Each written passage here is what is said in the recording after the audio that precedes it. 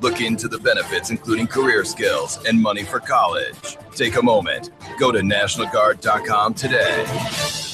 Sponsored by the Colorado National Guard. Aired by the Colorado Broadcasters Association and this station. It's a mighty fancy automobile. Oh, she's a real road king, all right. 0 to 60 in 7.5. She'll do a quarter of a mile, 13.40. 390 horsepower. 500 foot-pounds of torque.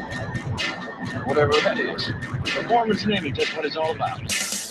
There's no such thing as a stupid question. This is Drive Radio. All of your automotive questions are just one phone call away. 303-477-5600.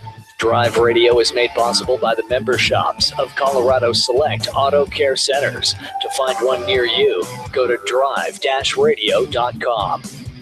Now, Drive Radio on KLZ 560.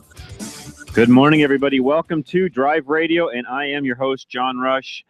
And I appreciate you all listening on this fine Saturday morning. We've got several things for you today that we will talk about. First one being insurance. Some of you last week said, hey, when are you going to have Paul, your insurance guy, Paul Leuenberger, when are you going to have him back on from American National Insurance? And I said, well, you know what? I will do what I can and send some emails and see how quickly we can actually get Paul back on air with us. And so we try to do it on a regular basis anyways, but through the holidays and there's lots of things going on and, people are busy and I get that. So Paul's joined us today. Ken Rackley will be coming in here very quickly and we'll get him on with us also from TuneTech. So we'll take your calls, answer all your questions, of course, just like we do every single week. But specifically, Paul's going to be with us up until about the noon hour. So first couple of hours of the show, if you've got something specific, insurance related, we would love to take your call. I know we had lots of questions on this the last several weeks. And honestly, guys, there's just certain things that I'm not an agent. I'm just not, I know a lot about it, but I am not an expert when it comes to everything insurance related. That's why we have Paul with us. And I've said this, for many, many weeks now. If you need any kind of insurance help, home, life, auto, boat, RV, ATV, RTV. What am I missing, Paul? Snowmobiles. Jet skis. Anything. Umbrellas. Yeah. Really, insurance-wise, even some commercial stuff you even do, correct? A little bit. Okay. So if you need insurance, I always say that, we've got the car buying and selling side of the fence handled with Isaac Bouchard, our broker. You can get him at 303-475-1462. If you need tires, go to Quick Tread. They'll help you out on the tire side, 720-588-9055. But lastly, all of what you own needs insured. So you definitely want to make sure you've got insurance, and you want to call Paul for that 303-619-9891. So give us a call if you've got something specific, especially insurance related. We'd love to hear from you, 303-477-5600. As always, the phones get lit up quickly. They stay that way pretty much through the entire 3 hours. So if you want to get in, now is the time to call. We'll take your call as we speak, 303-477-5600. But, Paul, let's just get started. Ken Rackley just walked in. Always good to be here. Good to see you, Ken. Good morning. Good morning. We've got some tips and other things that I'll get to also. But specifically, let's get into insurance. So, Paul, one thing that you sent me an email on and said was you've got something new you'd like to share with everybody and some different things you have going on at American National. What is it? Well, starting in February, most companies give you discounts for the life insurance, but it's got to be the whole life or the universal life. Or executive life, but now starting in February, we're giving discounts for the term, which is pretty much unheard of in our industry. Wow. So if you've got home, auto, and you need some, you need a term policy, and just so everybody listening understands, term insurance is exactly what it says. You buy it for you buy a certain dollar amount for a particular length of time, correct? Yeah, term's going to be the cheapest. You get your best bang for the buck. You got 10, 15, 20, 30-year term. At the end of the term, that policy still goes, but it's rewritten based on your current age at that time. And then every year it ratchets up to where, a 30-year term may be $50 a month, but then at the 31st year, you're talking $50 goes to $75, $100 a month. And right. Every year it goes up after that. Yeah, because you're older, they've got more risk. They figure that, you've exhausted the term that it was originally, bought and written on. And of course, our economic, how do I want to say this? Our, inflation, all sorts of other things will adjust by the time that 20, 30 years, 10 years, whatever it happens to be is up. They will then look at that, reevaluate it. But, I recommend term, especially if you're, how do I say this, Paul? If you're somebody where in 15 years, that you're going to have a lot better financial position than you have today. So, your house may be paid off at that point. You may not have the debt that you have today. You may not have a mortgage. You may be in a little bit better position financially. Well, the question you have to ask yourself is, do you really need as much insurance, life insurance at that point in time as you do currently today? Correct? Is that the right way to look at that? Yeah, that's good. With what I've done with my stuff is, so I'm 40 now, but when I was 34, and our son was born, so I've got a 6 and a 4-year-old. My wife and I both did a 30-year term for $1 million apiece. And the theory is that, so that gets me to 67, that gets my wife to 64, and that's my greatest exposure is today, not when I'm in my 60s, because if something happens to me today, I've got a 6 and a 4-year-old. You have a lot more to take care of. Correct. Yeah, great point. So again, if you need help on any of this, any advice, anything at all, Paul's the guy to talk to, 303-619-9891. I've mentioned this several times, and I know that Paul's been working with even some of our other Colorado Select members and some of you that are out there in our listening audience. Paul's helped save some money. He, personally, me on my house, I think, Paul, we ended up cutting my homeowner's policy not quite in half, but it was pretty close to it. Yeah. Which it's probably 30%, 40. Yeah, it was getting close to 50% as far as what I'm personally saving. And I talked about this last week. I've got better insurance, I feel, today than I had, 6 months ago or 8 months ago before we actually did the deal. Well, and then 3 years down the road, you're going to start getting 25% of that money back every year for being claim-free for the cashback program. Which American National is one of the only companies out there that offers that, correct? Correct. Now, a question for you. Does that apply to, cars, home, boat, RV, all the things that we mentioned earlier? Is that same discount or that same rebate structure across all of those products? It's just home and auto, motorcycles. So boats, rental properties, umbrellas, that stuff doesn't count. But ATVs, snowmobiles, your recreational vehicles, your home, your auto, motorcycles, travel trailers, that kind of stuff, it counts. Okay, perfect. All right. So guys, you personally, if you have an insurance question, which I know most of you do, that's why we're here. That's why we have Paul on air, 303-477-5600. Call us. We'll answer your questions. We would love to chat with you. I've even got questions on my own course. I do this, I do this more than the average person does, because when you own your own business and you've got, assets, and Ken, you know what I'm talking about. You just do this stuff on a fairly routine basis because you have to. You have to. Yeah, exactly. It's part of business. What we do. Yeah, exactly. Yeah, I don't know about Ken, but I know, annually we typically sit down, review what's going on. I'll do the same thing now with Paul on my homeowner, sit down once a year. Where are we at? Has anything changed? Some of the things that American National did differently than the old policy that I had, which was through MetLife, is they handle personal property a little differently and some things like that. And so every policy, every company does things a little differently. Make sure you and Paul, make sure I'm saying this right, but make sure you read the policy, the fine print, exclusions, things like that, correct? Yeah, that's where it gets tricky, is the language. You don't know what's covered and what's not, and in the fine print, it's going to tell you certain things aren't covered unless you have endorsements to cover that. So give us an example. Ordinance or law. So your homeowner's policy is written to get you back to how your house was prior to the claim, after the claim, and if your house wasn't up to code, they don't knock on your door and make you build your house to code. We have to build your house according to code. Well, if you don't have that ordinance or law endorsement, then your house is going to be rebuilt, but you're going to pay the out-of-pocket expense that's different to get you to code. That's something I had no idea. So I'm okay. Hang on, time out.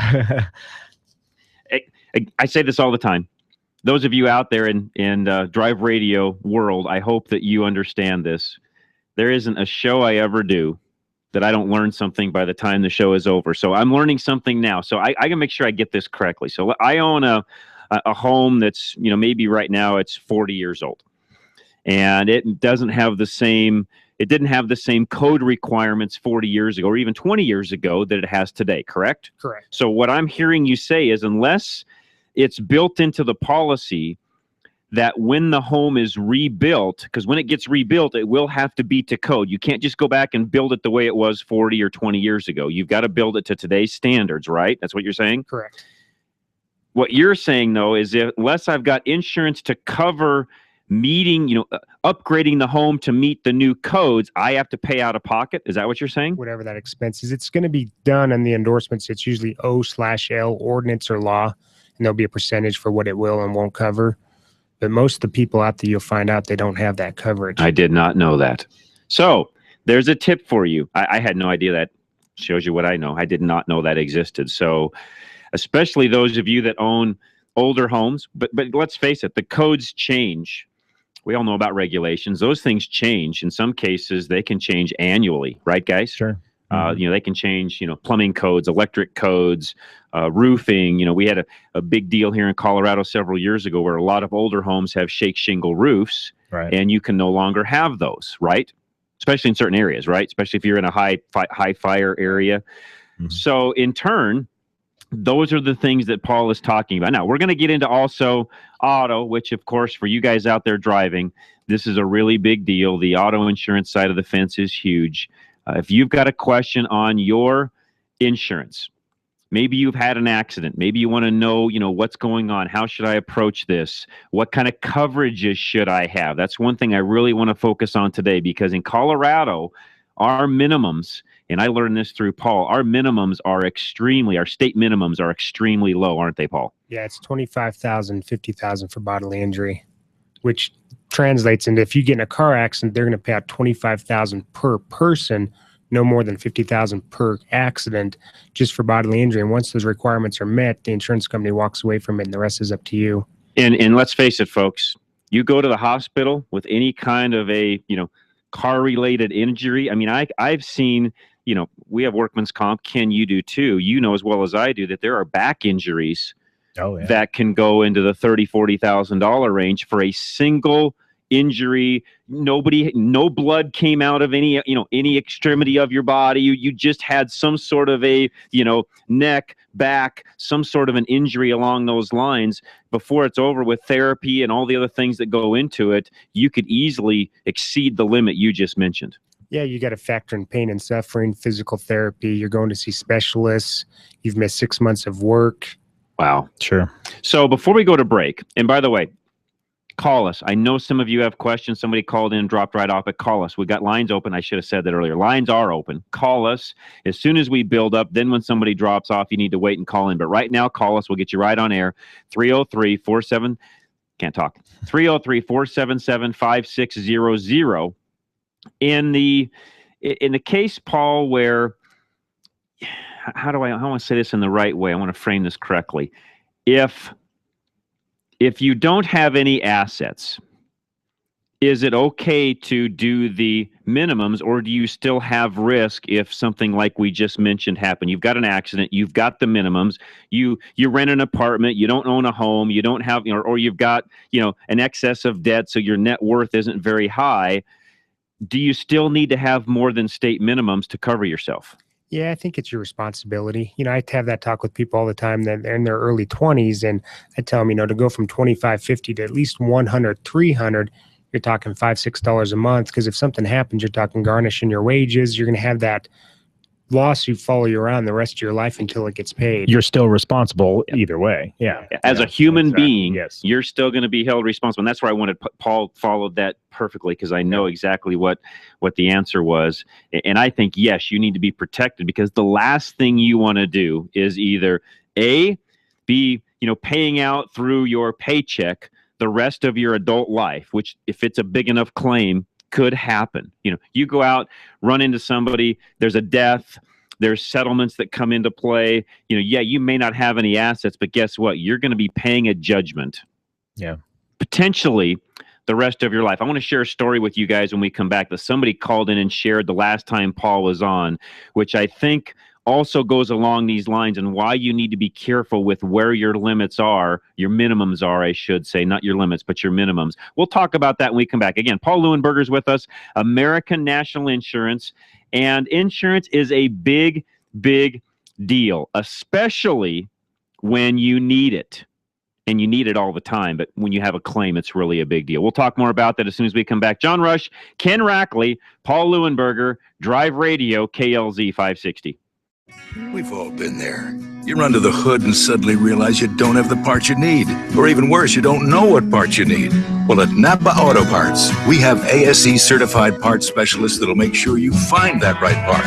One covered by a warranty good at any one of 6,000 Napa locations. Yeah, finding the right part might not be easy, but fortunately, finding the right part store is. Go to NapaOnline.com for the location nearest you. Napa, get the good stuff. Need a one-stop auto repair solution in Northern Colorado? At Fort Collins 4x4 Center, they service and maintain more than just 4x4s. From diesel pickups to economy cars, their team of service specialists and technicians have the computer diagnostics, tools, and expertise to service and repair any make or model. They combine their skills with integrity, giving you the best service in the industry. From preventative maintenance to major repairs, you can trust your vehicle to Fort Collins 4x4. Located just a few blocks north of Old Town on College Avenue in Hemlock, they're open Monday through Friday, 7:30 until 5:30, with convenient shuttle service and after-hours drop. If you're ready to form a solid relationship with an auto repair shop, the new owners at Fort Collins 4x4 are committed to providing the professional and personal service you're looking for. Give them a call at 970-482-5500. 970-482-5500. Check them out on the web at FortCollins4x4.com or follow them on Facebook at FortCollins4x4.com. Reliability. It's what every driver wants from their vehicle. Regardless of make or model, you want your vehicle to take you where you need to go. Reliability is exactly what the Colorado Select Auto Care Centers offer. They've set the standard for excellence in automotive repair and maintenance. Each member offers Napa Auto Care Peace of Mind warranty, along with the highest level of customer service and integrity. To find a Colorado Select Auto Care Center near you, log on to drive-radio.com or call 303-546-NAPA.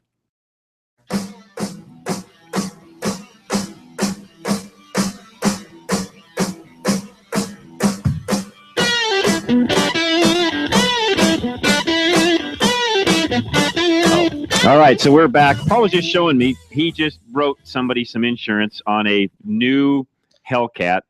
And we were talking, though, the first Hellcat sold in the state, which I believe was sold out at Johnson.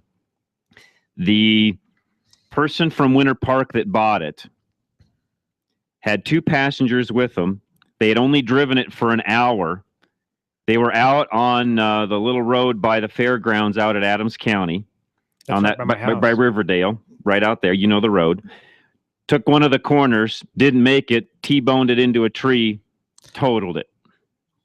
An hour, I'm not exaggerating, an hour after buying a brand new Hellcat. So when Paul showed me that picture, I'm like, that's not the same one. Paul's like, no, this one's fine. I'm like, good. That's a good thing to hear. All right, let's go to the phones real quick. Patrick in Commerce City, what's going on today? Hey, good morning, John. Good morning. Hey, got a low mileage 95 C28, but it's a long story. But anyway, the tank's getting replaced, and I want to. I would assume your best advice would be to swap that fuel pump out while the tank's out. Yes. Would that be correct? Yes, especially if it's never been done, of course. Yeah. No, it's never been done. It's a 63,000 mile car.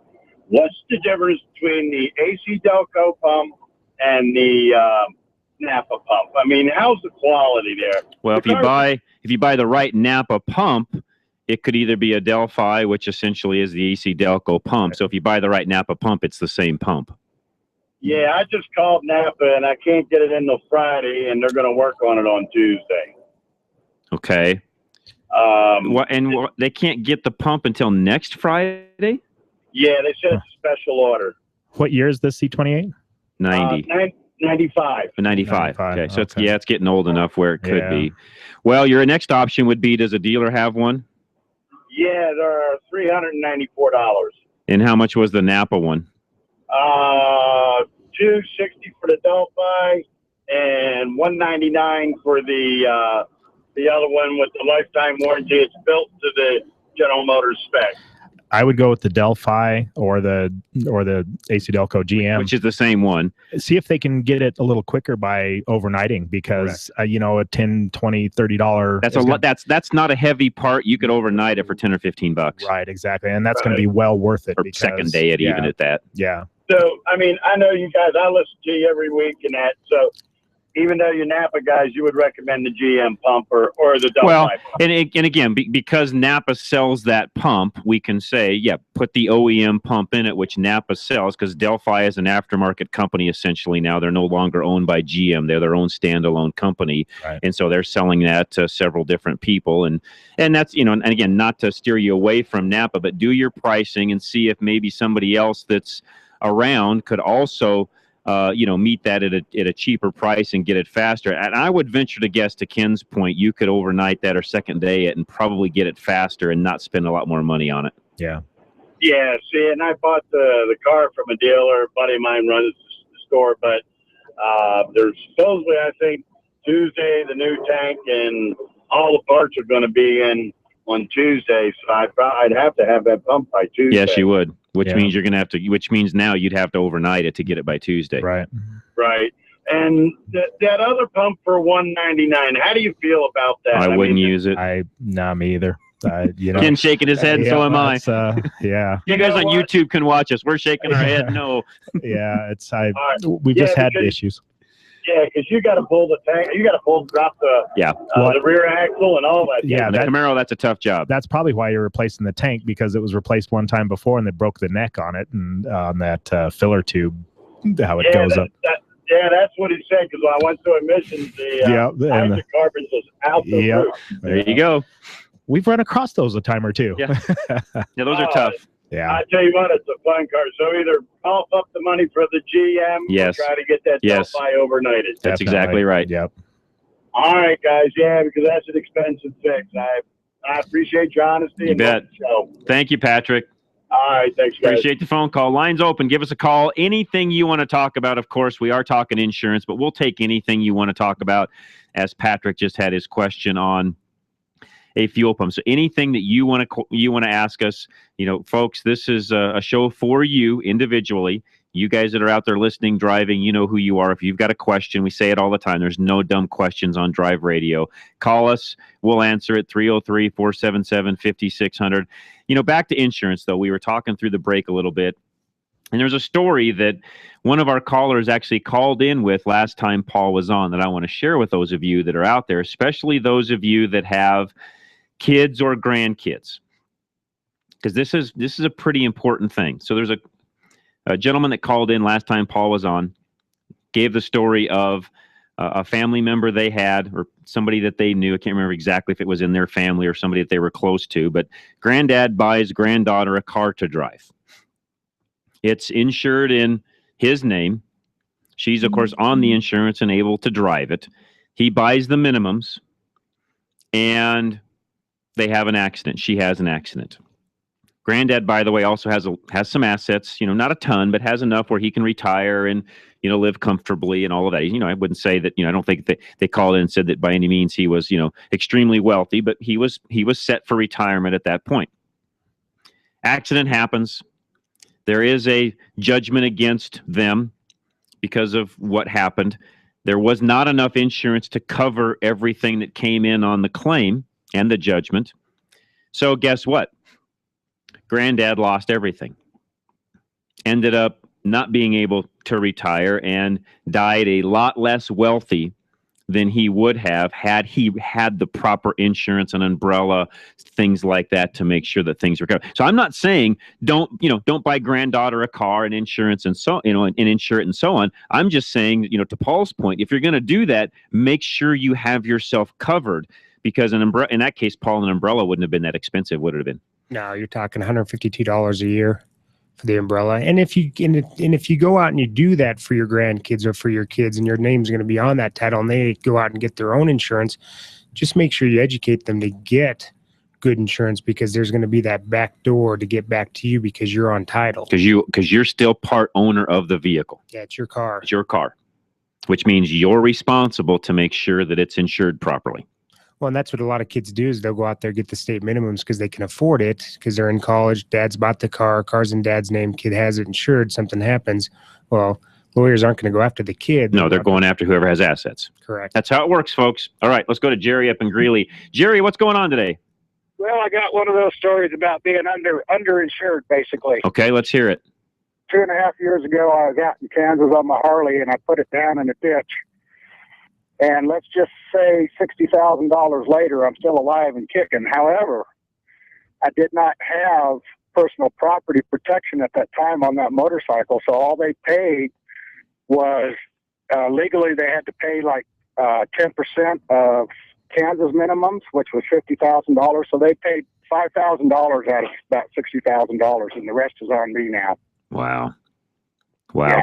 So, question for Paul. How does that work? Because in Jerry's case, he was insured in Colorado, but the accident happens in Kansas. Explain, Paul, how that works. Well, what was the suit against you for? What was damaged? Are you talking just my body? The medical. For the medical part of it? Yeah, they flew me flight for life from St. Francis, Kansas to Denver, Colorado. Once I was in Colorado, I was no longer insured. Wow. Yeah. And then your own medical or your own health insurance wouldn't cover that. I'm self-employed. I have no health insurance. Oh, okay. That's where the problem was. Yeah, because motorcycle, they don't even write any kind of bodily injury on motorcycles, do they? Well, you can put up to 5,000 per passenger on there. Oh, okay. For you and for your rider, and if it's something that you did on, like with this accident, they would have been up to at least 5,000. But the Kansas laws are different. I'm not. So I have a question, and Jerry, you may know the answer to this now, or Paul may know the answer also. Okay. If you're a motorcycle rider and you want to be medically insured, and of course our health insurance standards are now going to be changing anyways, but let's just say right now today you don't have insurance, you don't have health insurance, but you want to be covered while you're riding the motorcycle. Is there medical you can buy just for riding the bike, or no? Yeah, you can add it on can add it on the bike just like on the car. You can. Oh, okay. So is it higher than it would be if you were driving a car? Is it the same? It's about the same, a little bit more. But the max you can buy in the car is 25,000. The max you can buy on a bike's 5. I got it. Oh, okay. So even in Jerry's case, buying that, you still would have been short $55,000 because his medical claims were 60. Yeah, whatever that percentage was, the 10%. Yeah. Got it. Wow. Yeah, because that. So either way, I would still have this over my head. Yeah. Well, I think the only other answer the only other alternative I think you would have, Jerry, is I do think if you had health insurance that would have kicked in, correct or not? Yeah, it should have. Yeah. Okay. So that's a case where having health insurance would have helped. So I guess what I'm saying is, you guys that are riding motorcycles, you better make sure you have some sort of health insurance coverage, some way, somehow to cover some of that. Yeah. Yeah, that 60,000 was just for a day and a half in the hospital. Wow. Yeah. Boy, it adds up fast. There's no doubt about that. Yeah. Just so you know, the flight for life for 160 nautical miles was $27,000. I was going to say that was probably half of it. Wow.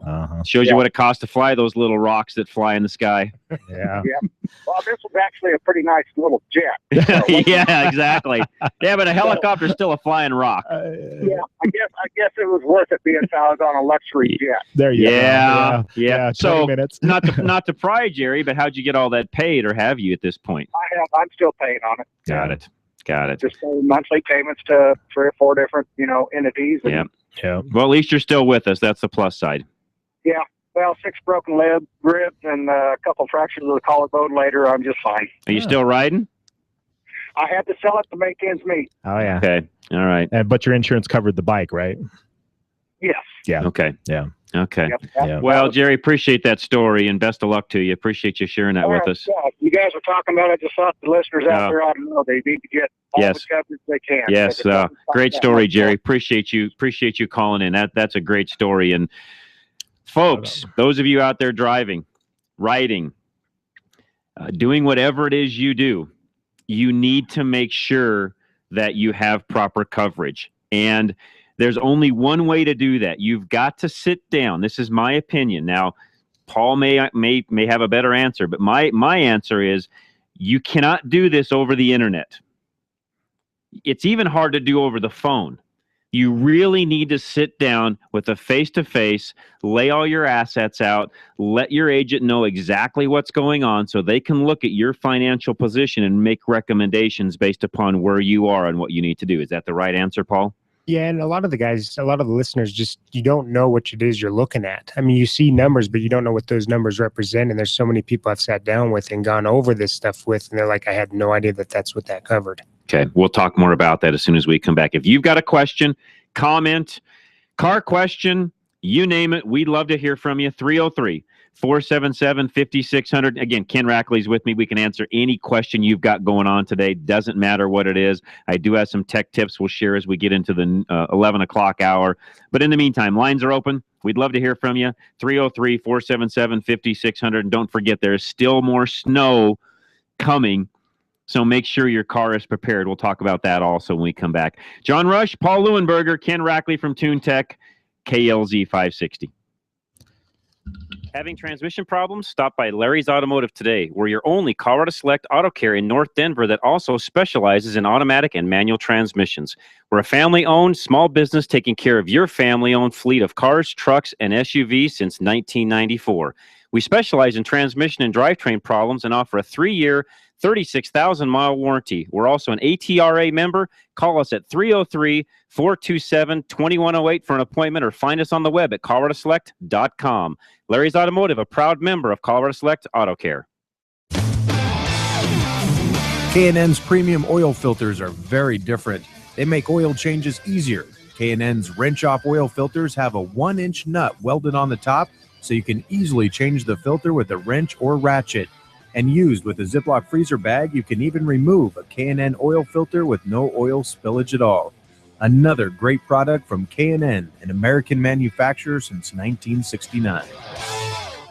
Your wheel alignment can affect tire wear and fuel mileage that will cost you more for repairs and fuel. Arvada West uses state-of-the-art 3D imaging to align all 4 wheels of your vehicle. Be aware that irregular tire wear could also cause the need for additional alignment parts. Stop in or call us for our alignment special. Mention this ad and we'll inspect your vehicle and check your alignment starting at $69.95. Call Arvada West Auto at 303-422-1065. Stop by 11752 West 64th Avenue or visit us on the web at arvadawestautoandtruck.com. Drive Radio is a presentation of Colorado Select Auto Care Centers. The independently owned and operated shops of Colorado Select hold each other accountable for the highest standards of technical expertise, honesty, and professionalism. They all understand that choosing a mechanic is risky business, so Colorado Select was created by this exclusive group of like-minded professionals who are dedicated to raising the level of consumer confidence in Colorado's auto repair industry. Schedule your next oil change at any of the Colorado Select Auto Care Centers heard on Drive Radio, and you'll immediately see the difference. For the complete list of all the member shops in the state, visit drive-radio.com. At Napa, we're always trying to make the great parts we sell even better. From the bacteria-killing surface on our cabin air filters to our revolutionary new Adaptive One brakes. And every Napa part is covered by a warranty good at any of our 6,000 Napa Auto Parts stores. Yeah, maybe you don't get this at your average auto parts store, but we've spent the last 80 years making sure we were anything but average. Go to NapaOnline.com for a location nearest you. Napa, get the good stuff.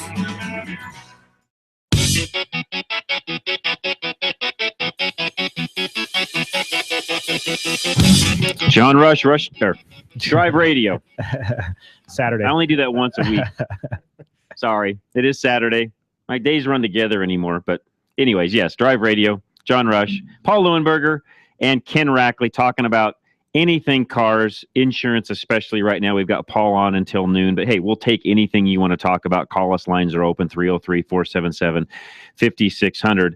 And, guys, we left off talking about having proper insurance. Heard a story from Jerry, which glad Jerry's okay today, but his wallet's not okay because of not having, being underinsured essentially, even on the health insurance side of the fence.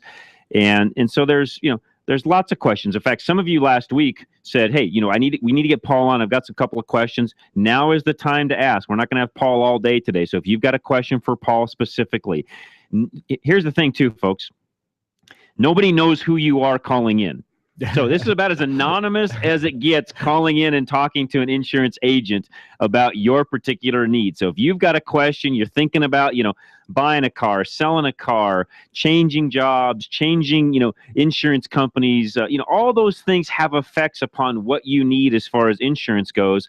Call us. We can get those questions answered for you. 303-477-5600. You can also call Paul off air. I know some of the stuff gets pretty personal. You may not feel like sharing it, publicly, which nobody really knows who you are, but I get where you're coming from. You can call Paul directly, 303-619-9891. Again, home, auto, life, RV, boat, ATV, RTV, snowmobile, jet ski, boat, rental properties, yeah, what am I missing? Umbrellas, which I feel strongly that if you have any kind of assets at all, one of the cheapest forms of insurance you can buy to cover yourself is an umbrella. It just is. It's not that expensive. Well, and it's interesting because I'm working with a guy now that's a listener, and he asked me that he's getting a couple other quotes, and he said that I'm the only one, even out of his own agent, that recommended an umbrella, and he's never heard it before. And he asked me the other day, he's like, why have I talked to 4 or 5 other people, and you're the only one that's talking about an umbrella? And I told him, I said, I'm not trying to sell you on anything. I'm just trying to make sure that you're protected, because I'm not selling policies to sell them. I'm selling them to make sure you're covered. We want to make sure you're protected against any type of loss. And we've got callers coming in. One line open is all 303-477-5600. Real quick, Paul, explain that, because a lot of people are probably thinking, wait a minute, I thought an umbrella was something I used to get out of the rain. What's an umbrella doing? But the reason they call it an umbrella is because it is a cover over multiple areas, and that's why they call it an umbrella. That's the best description I guess they could find to call that an umbrella policy, right? Correct. It covers your negligence. So whether you're at home, whether you're driving a car, speedboat, anything out there, ATV, if you cause an accident or somebody slips and falls on your property and they come after you and sue you for whatever the lawsuit is, and your coverages are met, the umbrella picks up right where those coverages leave off. So if you've got $300,000 on your homeowner's liability coverage and there's a $350,000 lawsuit, once that $300,000 is met, you're liable for the other 50. Lawyer fees, court costs. If you have an umbrella, say of $1 million, it would cover that. Covers all that. It protects your assets, a 401k, savings account. It pays for legal fees, court costs. It pays for everything. Plus, it covers your time. I mean, you're not going to have to take time off of work to get with lawyers. It's the insurance company protecting their own money. Right. So they're going to be the ones representing you. All right. Let's go to Jim in Golden. Jim, welcome. What's going on today? Hello. Good morning. Yeah, I'm just trying to find out the name of the manufacturer doing the heavy-duty ball joints for the Dodge diesel pickups. Did you call last week? No, I didn't, but I was listening right when your program ended. I sent an email out to I can't remember the name of the listener that we had last week that called that, and I did look those up, and it may take me just a second to find them, so give me 1 second here, and I will see if I can find the same link or the same thing that I sent to the listener that was on last week. And these are not going to be cheap. They are expensive, and I got to find where they're at. Hang on 1 second. They're called here. I got them. I found them. All right, they are called. It's a company called Carly Suspension, and I don't know if they build these themselves or not. I believe they do. And it's called Carly Engineering. That's who actually makes the ball joints. And Carly is Carli. So it's carlysuspension.com. And they're not cheap. A full set of ball joints, uppers and lowers, is going to run you about, let's see here. Uppers are $450, and you've got lowers on top of that. So you're going to spend about, I think they're $800 to $900 for a whole set for the front. But they are a lifetime warranty. Okay. And when you look at how they're made, you'll understand why that's what you buy for a Dodge. Okie dokie. Okay. carlysuspension.com. carlysuspension.com. Thank you very much. Does that help you out, Jim? Yes, sir. All right, sir. Thanks for calling in. And yeah, I've used them. They work, but they're not cheap. Most people, whenever I had the shops, Ken, you'd give somebody an option on that. And most people would not, spend because it's twice as much, actually more than that. It's probably 3 times the amount for their ball joints versus a standard, heavy duty ball joint from Napa or something like that. But given the fact they're a lifetime warranty, if it's the last time you're going to have to put them on, and you won't have to mess with them, why not? Yeah, exactly. Especially if you're going to keep a truck a long time. Yeah, and in these Dodge, I mean, the diesels and stuff, they're going to go for $200,000-$300,000 if you care to keep them that long. That's exactly right. And they're hard on ball joints. Yeah, exactly. They just are. So just food for thought. They're worth doing. All right, let's go to Bruce, who is next. Bruce, you've got a comment on car insurance. What's going on? Hey, gentlemen, thanks for taking the call. Thank you.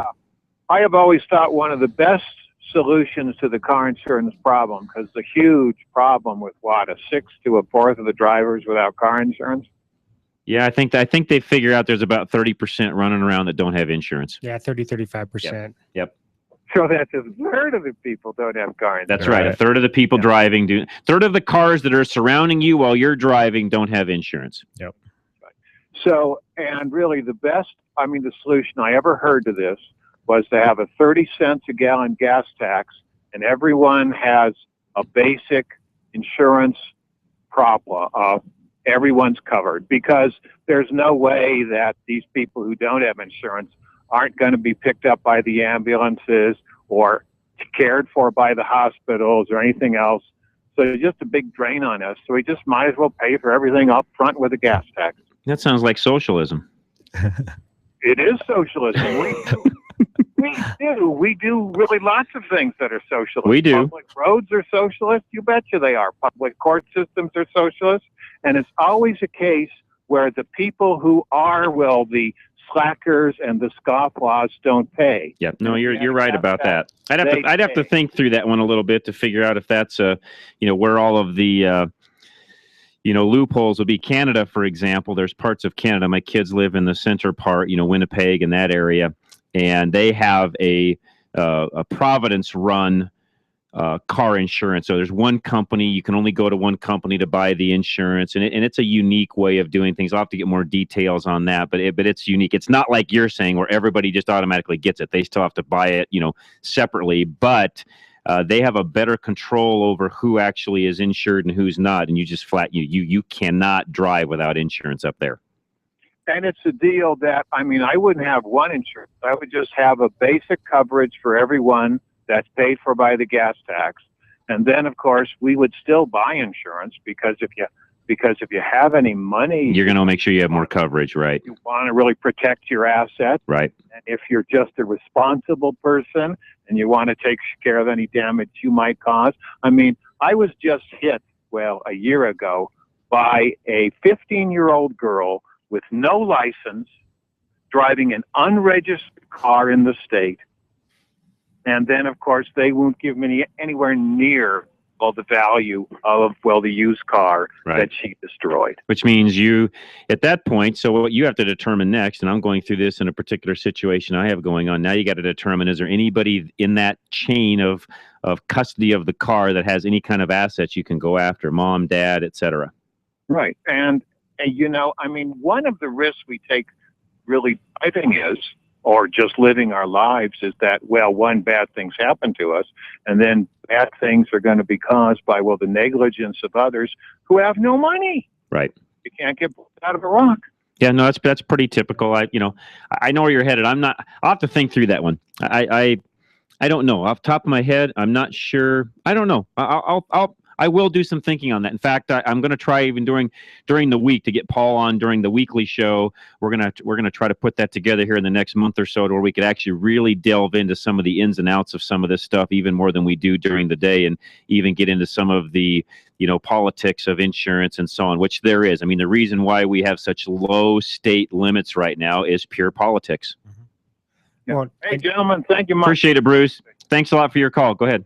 As I say, we need to do what Arizona does. The registration and the insurance get tied in together. So when insurance gets canceled, the registration's flagged. You get pulled over. Yeah. The car's impounded. So the car's the one that gets the brunt end of it, because to ticket the driver, he'll go back out and drive that same car again. But if the car's in the impound for 30 days, the car's not insured, it's not driving. Yeah, and it's $1,000 to get it out of impound. We have a lot of legislators in Colorado that listen to the weekly program and now the week end program. So, Paul, hold that thought, because when we have you back during the week, those would be some things to really talk about, and talk about how some other states do some things. I'm not a big, everybody out there listening knows this. I'm not a big brother kind of a guy. I liked freedom and, the Constitution and doing things on our own. But I also realize, and this may even go against the grain of some of my colleagues here, I also realize that in my view is driving is a privilege, not a right. I've always said that on this show. I will continue to say that. There's nothing in the Constitution that says we have the right to drive. We have the right to keep and bear arms. We don't have the right to drive. They're two different things. You're right. And so driving to me is a privilege. Yeah. And I do think you need to have certain things lined up correctly when you get behind the wheel to make sure that you can cover if there is an accident and so on, so that it's not a drain on those that have versus those that have not. So we can talk more about that when we come back. We'd love to hear from you. Ed and Cheyenne, you've got an insurance question. Hang tight. We'll get you as soon as we come back. If you yourself have a insurance question specifically, not that we can't answer other questions, we will. We'll take any question that you have, of course. But if you've got an insurance question, we've got Paul here for about another hour and 15 minutes. We would love to hear from you. Call us. Let us know what it is. 303-477-5600. We're going to take a quick break. We'll be right back. John Rush, Paul Leuenberger, and Ken Rackley, Drive Radio, KLZ 560. At Extreme Auto, we're committed to providing the highest level of service possible to our customers. Our highly trained technicians are ASE certified and are dedicated to providing you with world-class service. We have years of experience working on both domestic and import vehicles of all makes and models, and will work with you to find cost-effective repair and maintenance alternatives. We don't have hidden fees, and we don't do unnecessary repairs. Serving Parker and the surrounding areas, come and see us, the professionals at Extreme Auto, and rest easy knowing you'll get quality work done for a fair price. Our promise to you: extreme service, extreme value, extreme satisfaction. Call us to schedule your appointment today. Ever try to buy an air filter and get lost in catalogs and vehicle descriptions? Well, K&N, the inventor of reusable cotton filters, has got the answer to the mess. Just visit knfilters.com and enter your vehicle identification number off your dashboard or car registration, and K&N will show you the filter that fits your car. It's never been easier to buy a K&N, the filter that helps your car run better. Need a one-stop auto repair solution in northern Colorado? At Fort Collins 4x4 Center, they service and maintain more than just 4x4s. From diesel pickups to economy cars, their team of service specialists and technicians have the computer diagnostics, tools, and expertise to service and repair any make or model. They combine their skills with integrity, giving you the best service in the industry. From preventative maintenance to major repairs, you can trust your vehicle to Fort Collins 4x4. Located just a few blocks north of Old Town on College Avenue in Hemlock, they're open Monday through Friday, 7:30 until 5:30, with convenient shuttle service and after-hours drop. If you're ready to form a solid relationship with an auto repair shop, the new owners at Fort Collins 4x4 are committed to providing the professional and personal service you're looking for. Give them a call at 970-482-5500. 970-482-5500. Check them out on the web at FortCollins4x4.com or follow them on Facebook at FortCollins4x4.com. Hunting down that hard-to-find part for an out-of-the-ordinary car can be quite a time-consuming chore. Unless, of course, you just go around the corner to your local Napa Auto Parts store, where we have over 310,000 parts, all of them made to fit and perform just like the original. Yeah, there are people who say it's the journey and not the destination, but those people have never tried to find an alternator for an 82 Fiat on a Saturday. Go to NapaOnline.com for the location nearest you. Napa, get the good stuff. I'm going to teach you right now how to find a good, honest mechanic. Ask about the warranty. Their warranty will tell you everything you need to know because their warranty is their word. And Colorado Select Auto Care Centers all offer the best warranty in the state. 3 years, 36,000 miles on every repair. Always select a Colorado Select Auto Care Center at coloradoselect.org. 3 years, 36,000 miles. It's all you need to know.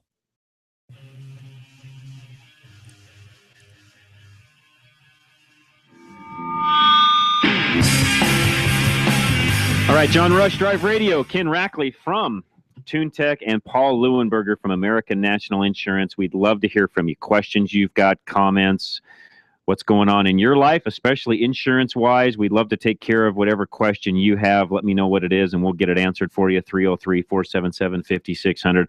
And as always, if you've got a question on anything else, where to buy gas, how to get your car fixed, how to maintain it, how often should you change oil, you name it, we'll answer them. 303-477-5600. We'll do an oil topic in the near future, because I'm still hearing from several sources, radio, internet, TV, there is still people out there pushing 3-month, 3,000-mile oil changes on, even late model. I'm saying, 2000 and newer vehicles, which is now 15 years old. So in today's world, the average age of a car is 12 years old.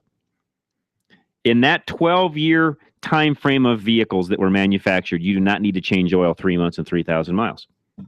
You just don't have to.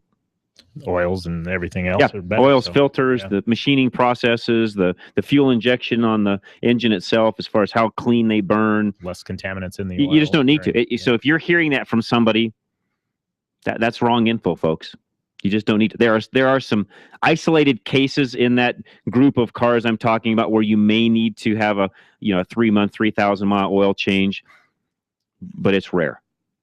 It's just not the norm. I mean, even our shops, our Colorado Select facilities, we're not recommending that 3-month, 3,000-mile oil change unless it's on an older vehicle, because you just don't need it. A lot of times I'll put that on the sticker just because a lot of times it goes 4 or 5 months anyway, right? Or 5,000 miles. Just a reminder that, hey, you're right. This is about when we're due. So there you go. Yeah. All right, let's go to Ed, who's got a question on insurance. Ed, welcome. What's going on today?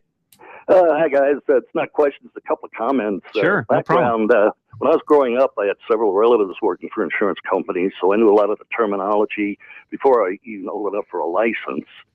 And I've lived and had cars registered and insured in 11 different states. And I worked almost 3 years in the claims department of a major insurance company.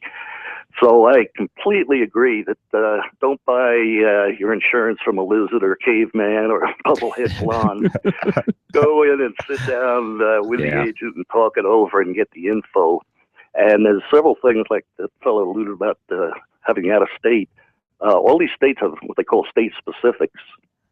So what you have in Colorado isn't the same as we have in Wyoming or Nebraska or Texas or any other state. That's a great point. And there's a whole number of things where if you just live and drive in Colorado, you have that coverage, you know what you have. But where I've seen a lot of this trouble is where kids go off to school in another state. Right. And then there's a number of problems there. Number one, naturally, they like to have all the cars on one policy because they get a reduced rate. Right. Multiple lines. But there's 2 ways of handling that. One, the difference between an insured driver, like if your son or daughter is on the car and they're listed on the policy, they're almost the same like an owner.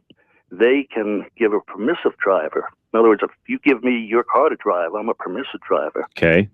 But if your son or daughter is on and listed and they give permission to someone else, guess who's responsible if there's an accident? I know one of this 18-year-old girl in California. She let her boyfriend drive the car, and $15,000 later, boyfriend walked away.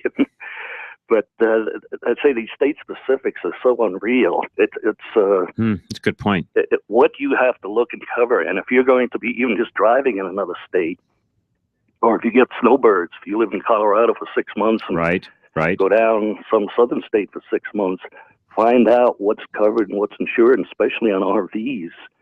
There's a lot of different things. If it's connected to the vehicle, like if you're towing, if it's connected, there's one coverage. If it's just standing separate, that's there's true another too. Coverage. And another thing a lot of people don't know, if something's stolen from your car, like a laptop, this happens a lot with the kids, that's not under your car insurance. That's under your homeowners or renters. And they pay for the laptop only.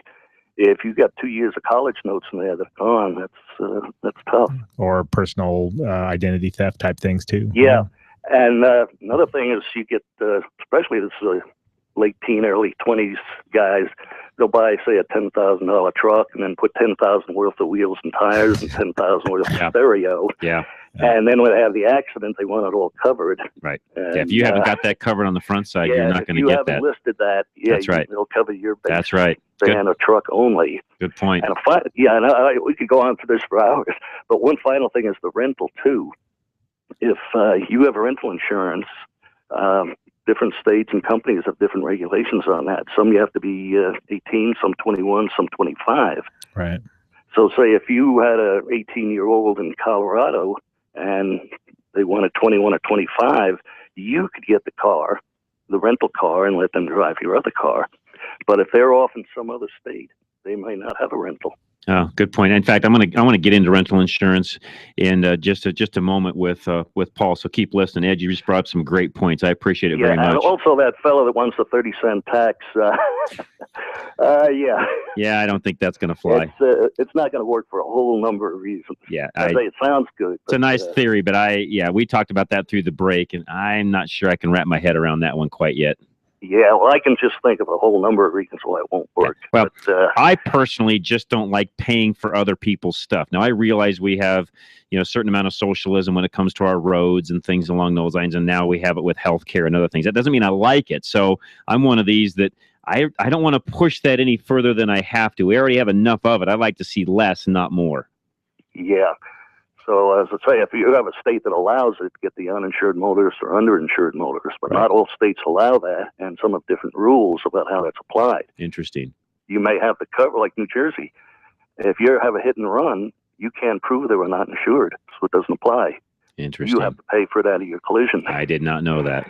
Oh, yeah. As they say, the state specifics is that is the major part of studying. That's it. You just brought up a great point. So if you're somebody that travels a lot, you go to see your kids, you're a snowbird, you vacation a lot where you drive, you work in Wyoming, live in Colorado, or live in Wyoming and work in Colorado, or in the case of our Eastern listeners, you live in Kansas, work in Colorado, or vice versa, down south, New Mexico and Colorado, Utah and Colorado, Nebraska and Colorado. So we're surrounded by enough states where that dual side of it could actually come into play more often than people think.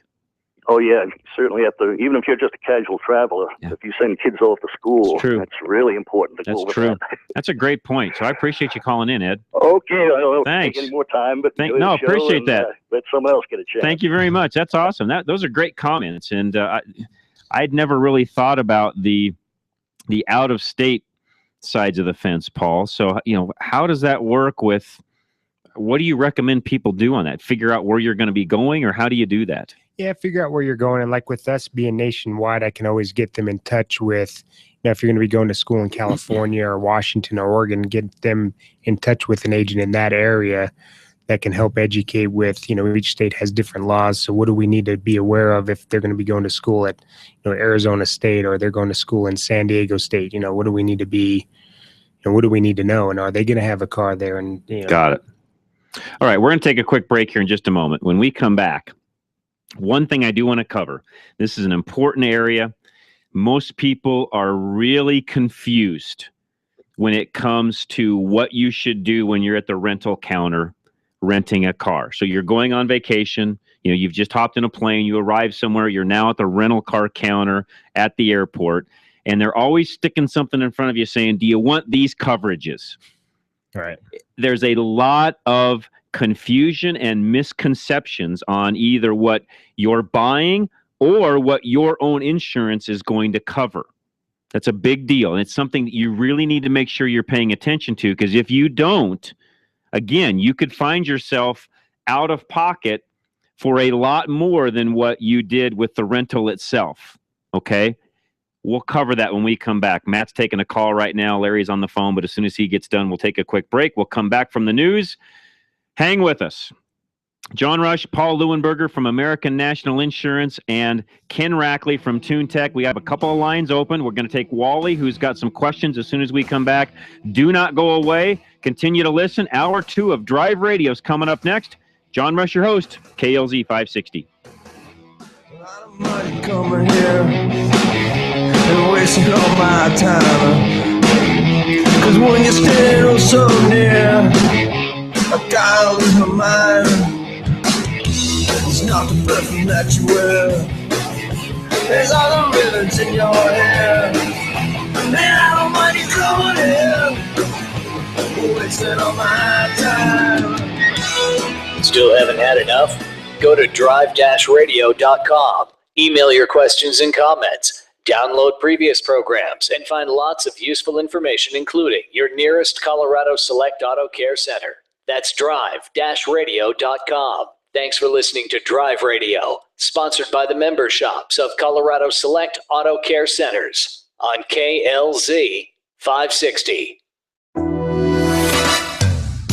Drive Radio is a presentation of Colorado Select Auto Care Centers. The independently owned and operated shops of Colorado Select hold each other accountable for their highest standards of technical expertise, honesty, and professionalism.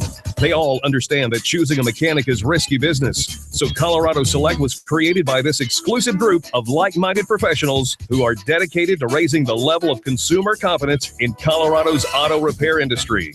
Schedule your next oil change at any of the Colorado Select Auto Care Centers heard on Drive Radio, and you'll immediately see the difference. For the complete list of all the member shops in the state, visit drive-radio.com. Hi, this is Scott Watley. Join me every Saturday from 1 to 2 p.m. for Sportsman of Colorado. We offer a variety of hunting and fishing experts, outfitters, guns and ammo, and archery specialists. We'll also keep you informed of techniques, products, gear, and conservation news. That's Sportsman of Colorado, Saturdays, 1 to 2 p.m., right here on KLZ 560. This is Kim Evans with Lawford Solutions. Join me and Scott Watley every Saturday from 4 to 4:30 p.m. for information pertaining to seniors and their families on Seniors on the Move Radio, KLZ 560. KLZ AM 560, KLZ HD Denver. Listen live at KLZ560radio.com. KLZ 560, a Crawford Broadcasting God and Country station. This is the Blaze Radio News. I'm Brad James. Al-Qaeda terrorists in Yemen claiming the group directed the massacre and terrorist attacks in Paris. The Al-Qaeda leaders saying they chose their target carefully. Now a massive, intense manhunt is underway for the female terrorist that was part of the team of terrorists in yesterday's attacks. The French, of course, want to try to close this chapter. They want to catch this woman who was probably in a support role. That's Gary Bernstein, a former CIA operative, speaking on Fox and Friends. Bernstein saying the terrorist situation in the world and targeting the U.S. is far worse than what the Obama administration will admit to. We maybe have 250,000 jihadists in 5 different countries that are being organized for attacks on the West. I mean, this is 10 to the third power worse than what we were looking at back in 2001. We need a national effort. Right. There's no strategy from this administration. They can't even say the words terrorist and Islam in the same sentence. This is news on the Blaze Radio Network. Everyone is making the switch to the Blaze to make it their source for the truth. Why not make it your source for the truth? Make theblaze.com your homepage for news that the other outlets won't even touch. Subscribe to The Blaze TV at theblaze.com/TV or on Dish Network and get access to original programming like For the Record, the show that exposes what's really going on that the government doesn't want you to know. And Real News, the daily conversation on the topics of the day that matter most. Check out the Blaze Radio Network at theblaze.com/radio. with original shows like Buck Sexton, The Morning Blaze with Doc Thompson, Pat and Stu, and Jay Severin. Or, if you need something to hold in your hands, subscribe to The Blaze magazine. So basically, anywhere you need to go, you can take the truth with you by taking the Blaze with you. This is The Blaze. Truth lives here. So just to recap, anywhere you need to go, you can take the truth with you by taking the Blaze with you. Find out all the ways at theblaze.com. You've been listening to the Blaze Radio News on KLZ 560. The Dennis Miller Show, Monday night at 10 on KLZ 560. It's a mighty fancy automobile. Oh, she's a real road king, all right. 0 to 60 in 7.5. She'll do a quarter mile, 13.40. 390 horsepower. 500 foot-pounds of torque. Whatever that is. Performance and image, that's what it's all about. There's no such thing as a stupid question. This is Drive Radio. All of your automotive questions are just one phone call away. 303-477-5600. Drive Radio is made possible by the member shops of Colorado Select Auto Care Centers. To find one near you, go to drive-radio.com. Now, Drive Radio on KLZ 560. And it is Drive Radio, hour number 2. And disclaimer, if it is Sunday, do not call in. And a lot of you do. I've heard from our engineers that are running around here on Sundays. They're always running back into the booth to try to answer the phone because a lot of you are calling in on Sundays. We'll try to put a little disclaimer in that says it's the, pre-recorded or what have you. But if it is Sunday, you cannot call in. If it's Saturday, it's open lines. Call us. We will take your calls. One line open right now, 303-477-5600. The first hour we've talked about insurance. Paul Leuenberger from American National Insurance is with us. His phone number, if you want to call him directly, is 303-619-9891. And Paul will take care of you. And I am a huge believer in not buying the cheapest insurance you can find over the internet just to prove to the officer or the person down at DMV or the county clerk's office that you have insurance. I am a big believer in making sure that you are not overinsured, but definitely you do not want to be underinsured. So we left the last hour, and guys, holding on, give me just a second. I want to get through this real quick, and then we'll get to your calls. Rental cars when you're at the counter, Paul. You guys, all of you out there listening know this. Some of you, rent cars more often than others, where you're vacation or business or what have you. And you're always at the counter and they're always, asking you, do you want, this insurance, that insurance? I mean, they've got like 3 or 4 things that you can option in or out of when it comes to insurance. Now, I know, Paul, that typically speaking, most insurance policies, if you've got, any kind of auto insurance already, that typically, not always, you have to look at your policy, but typically they would cover that rental car as far as the damage is concerned, correct? Correct. You got to make sure no matter how many cars you have to have at least one car with comp and collision, because that comp and collision will carry over, just like your bodily injury will carry over to the rental car. Okay.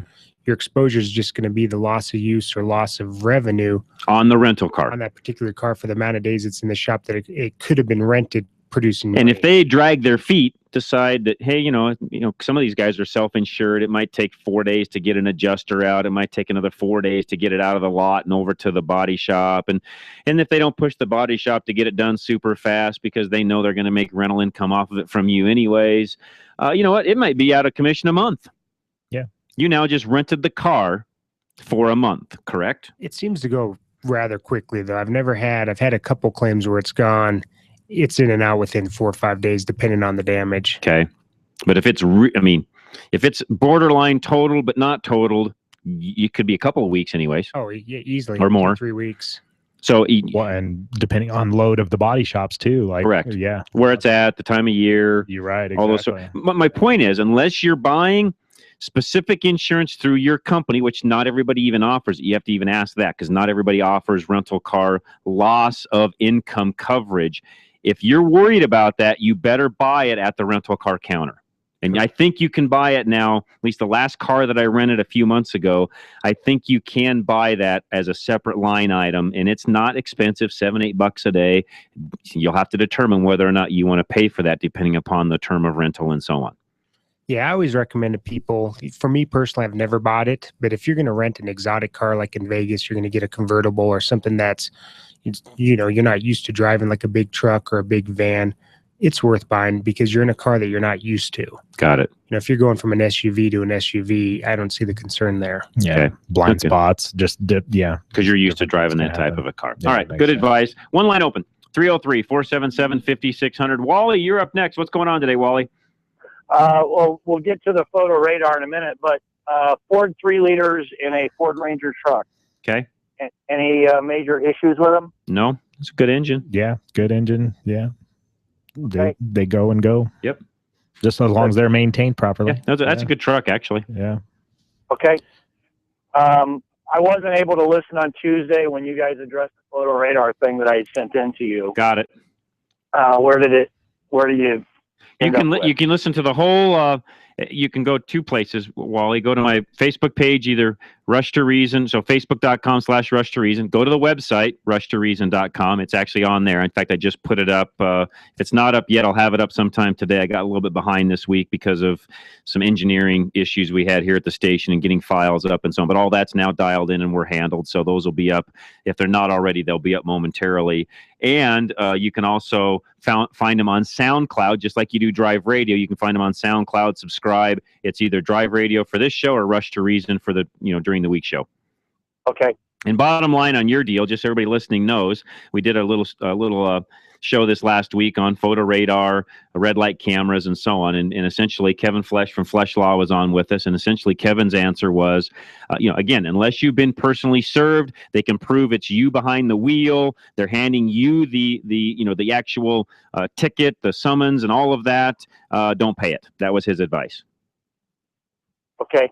Now, if you want more info on that, he laid it out there. You are more than welcome to call him directly. That information is in that podcast, or I can send it to you. I think I already sent you that in an email too. You can call Kevin directly if you got any other questions. He's more than willing to help you out.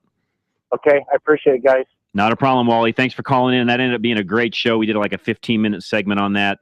And we're going to do our best to get Kevin on here on a more routine basis, even some of the things we've talked about today when it comes to, insurance and liability and what do you do and all those different things come from the attorney side of the fence. Kevin's got a lot of advice on that. So give us a call, 303-477-5600. Insurance comment from Mark up in Greeley. Mark, welcome to Drive Radio. Hey, guys. How you going? Doing great. Thanks for calling us, Mark. Good. So I don't know if you guys might have the answer to this question, but maybe another listener does. So my question is there a way in our state of Colorado to have implemented or legislated a secondary insurance that is not connected to the primary insurance, which would be your liability and compensation, that would require every single vehicle on Colorado state roads to vehicle inspection for things like tires, brakes, suspensions, lights, safety recalls, and whatnot. Currently, our system relies heavily on the DMV and the police to actually monitor that, which is ridiculous. Yep. And we have already in place a system of I think it's in certain areas of vehicle inspections for just, smog or whatnot, Correct. Which could also be converted to also be able to do these other inspections and force the drivers, which I totally agree with you that driving is a privilege, not a right. In most other country or some other countries that I've been to, I was required to have a secondary insurance before I could even get the registration for the car. So I like your comment about taking the vehicle and impounding it if you don't have the primary insurance, which I also think, secondly, with the secondary insurance, if we could get that legislated, if your vehicle is not been signed off and is not safe, either because of tires or some sort of repair, it should not legally be allowed on the road, nor, just handed back to the individual without, saying this is the consequence. You have to have the primary and a secondary insurance in order to get your registration to get on the road. Do you guys have any comment on that? It's a great question. And we've talked about this in the past briefly. I actually had a state legislator call in on that particular day. And I just, at this point, I'm not going to say that it's impossible to get a legislator to pick up that baton, if you would, and carry that forward and try to get something done as far as the safety inspection goes. I would prefer, and this is the thing that I've pushed for and will continue to do, I would like to see our smog program go away. I think it's gotten to a point where it's ineffective. It's nothing more now than a tax. That's literally where we've at. In my world, you could call it a smog tax, charge everybody the same fee, collect the revenue, do away with Air Care Colorado, and you wouldn't have an ounce of change in the air quality that we have around us. That's John Rush's take. I cannot speak for, Ken and Larry and all the other folks that are associated with Drive Radio, but myself, I think I've done enough studying on it to determine that, again, average age of vehicles is 12 years and newer. That puts us at 2002 to 2003. and Ken knows this as well as I, when you start looking at the fuel ignition management systems from 2003 to now, unless a check engine light is on or there's something drastically wrong with the vehicle, its ability to burn clean on a regular routine basis is pretty high, right, Ken? Yeah. Mm-hmm. It's so my point is, anybody driving one of the older vehicles, and having it be dirty is really, it's a nominal thing, and it's not even worth messing with. Now, to convert what we have into state inspections, ironically enough, this is interesting information for most listening. So, Mark, you can kind of take this and run with it or do whatever you want. But ironically, the folks that are now owning and running EnviroTest here in Colorado also do state safety inspections for a lot of states around the country. So to convert that over to a state safety inspection wouldn't take much. Okay, so really all we need is somebody to legislate the fact that, and I completely agree with your comment about the air control. That is ridiculous. That's more to do with what we put on the roads than the vehicles Yes, it is. themselves. That's correct. And I completely understand, where NASA's doing their investigations as far as the different materials in our air. But if all we already have to do is maybe sign a couple of pieces of paper over to say, okay, let's stop this, air control program and convert it into a vehicle inspection program. How hard is that to get that done? I mean, that could take, a week? Yeah, well, the only thing you'd have to add is keep in mind that, and Ken, you can add to this in just a second, but keep in mind we only do the emissions program inside of our particular counties along the Denver Front Range. So Larimer, parts of Weld, of course, all the counties that are internal, and then it stops as we get down towards Colorado Springs because they do not participate in the program. So then to convert over to a statewide safety inspection, we would have to do some additional things to implement that on a statewide basis. Not saying it's not tackleable. It is. We could tackle that very easily, but it would take longer than a week. I mean, it'd be something where they'd have to come in and study it and figure it out and get it converted around. Probably the bigger challenge is, and I did some research on this a little bit. I think we've just recently re-signed EnviroTest to handle our emissions program, and whatever that contract is, we're probably going to have to see it through and then look at making a change a year or so before it comes up. Yeah, it'd be something that would have to be added on in addition. Once we're in that, I doubt if we're going to get out of it. Yeah. But again, to your point, Mark, that has to go back to the legislators to figure that out. Yeah. Well, and what I was going to comment on was the fuel management systems on the newer cars, O2 and newer. It's the people behind the wheel that have to take responsibility of how that car runs, right. Because if it's running bad, I could tell you a whole bunch of stories on, that light's been on forever. It's no big deal. That's right. And it is a big deal. But if that was part, but that could easily be incorporated into a safety inspection that says if a check engine light's on, that needs to be, again, to your point, Mark, yes, I think there's a lot of things that we could change there. I'll pass some of this information along to some of the legislators that I know. And, and then this is a great topic, and I will do this. This is a topic for a weekday show because I could spend literally an hour talking about that one very subject, and I will put that in my notes and see if I can get that done. And I really appreciate that, guys.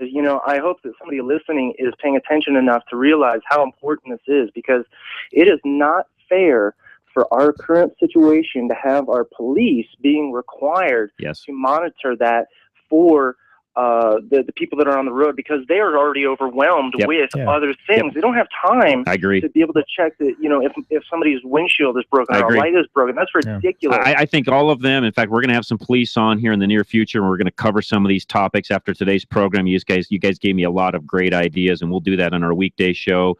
And I think you're hitting the nail on the head, Mark. That's the responsibility that those guys just don't need. Yes, correct. Well, thank you so much, guys, for your time. Appreciate it, Mark. Great phone call, by the way. Appreciate that. Those are great tips I'll use during the week.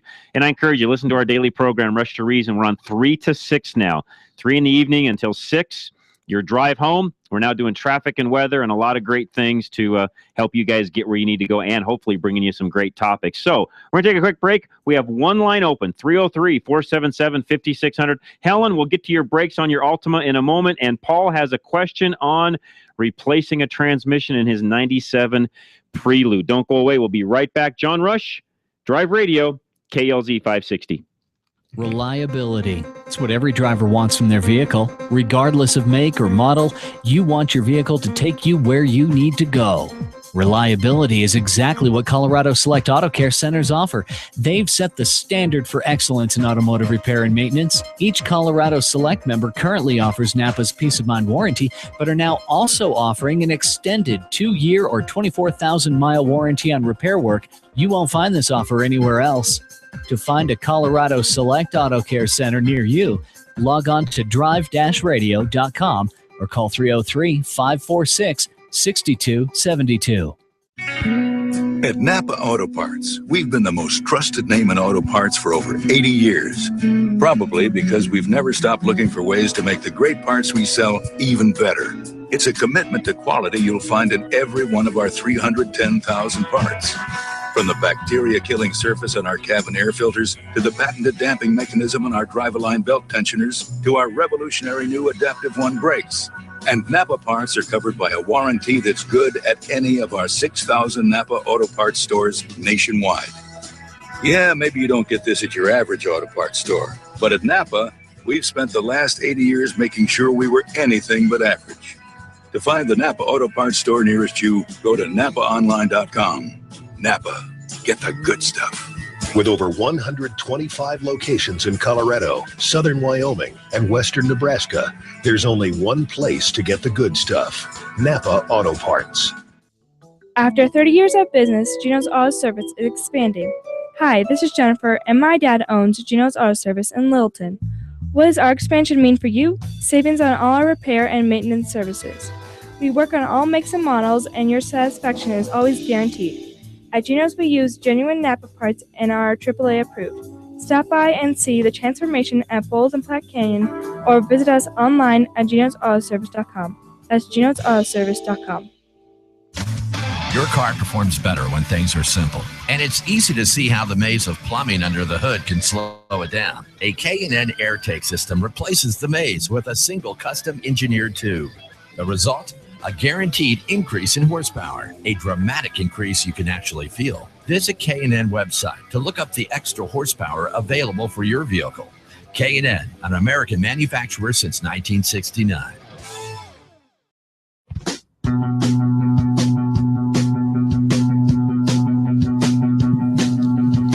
don't like the color. All right. Yeah, that we're just talking about the Hellcat. And the bright green, it's growing on me that you see a lot of them running around the bright green color. And that's kind of a unique color to that car that they've come out with. Sublime is what it's Sublime, called. yes, Sublime they call it. I'm not a big, I apologize for those of you that maybe like the color green on cars. A lot do, and I know that was a big Chrysler color back in the day. It's not my color. I'm a red car kind of a guy. That's just the color. I mean, for performance cars, I like red. I've never been a big green, guy. But hey, to each his own. That's why there's a palette of colors. That's right. Out there where anybody can buy almost any kind of color you want. And the manufacturers, by the way, are adding colors to a lot of cars now because they figured out that, hey, there's a lot of this variety, and let's go ahead and make more color options. So they're adding color palettes and different things on a regular basis. And what's interesting is it's still, I didn't look at the colors yet for 2014 and what's most popular, but believe it or not, white still ends up being one of the most popular colors for cars. I've got 3 white ones. There you go. There's your answer. Yeah, So it's funny, you got all these color choices, but white still ends up being. What I will tell you when it comes to color choices for cars, white, most people don't realize this, it's the easiest color to take care of and manage. Yeah. It cleans the easiest. Mm-hmm. It waxes the easiest. It doesn't fade. It always looks good. And the resale value, typically speaking on white, you're pretty safe because it's a neutral color. It's like the carpet in your house. Okay. You're right. You don't want to put red carpet in because not everybody likes red. But when it comes to neutral colors, cars, folks, are the same way. You get some really exotic color, and that might be harder to sell because not everybody likes those types of exotic colors. So just a little tidbit, Drive Radio, John Rush, your host. Again, we've got Paul Leuenberger from American National Insurance and Ken Rackley from TuneTech. Helen, you've been holding the longest. Let's go to you. What's going on, Helen?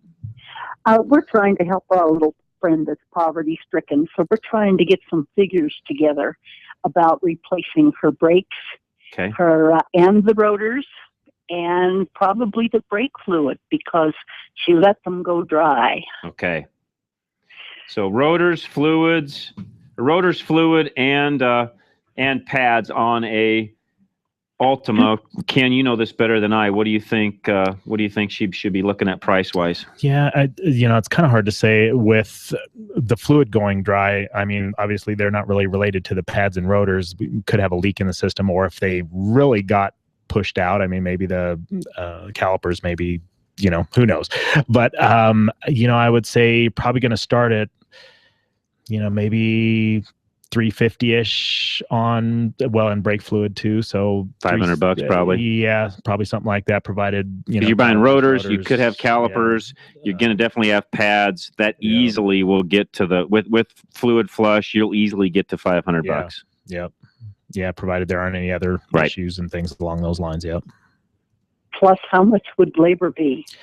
Well, that would be part of I labor. think you could you should be able to get it done for less than. I mean, if you've got somebody giving you prices above that, you're in Castle Rock. You need to either call Ken in Aurora or call Extreme, our other facility out in Parker. Call them and find out what's going on, because you shouldn't be far off of what we're telling you. Right. And to get an accurate estimate, of course, you're going to have to take a look at it. Yeah.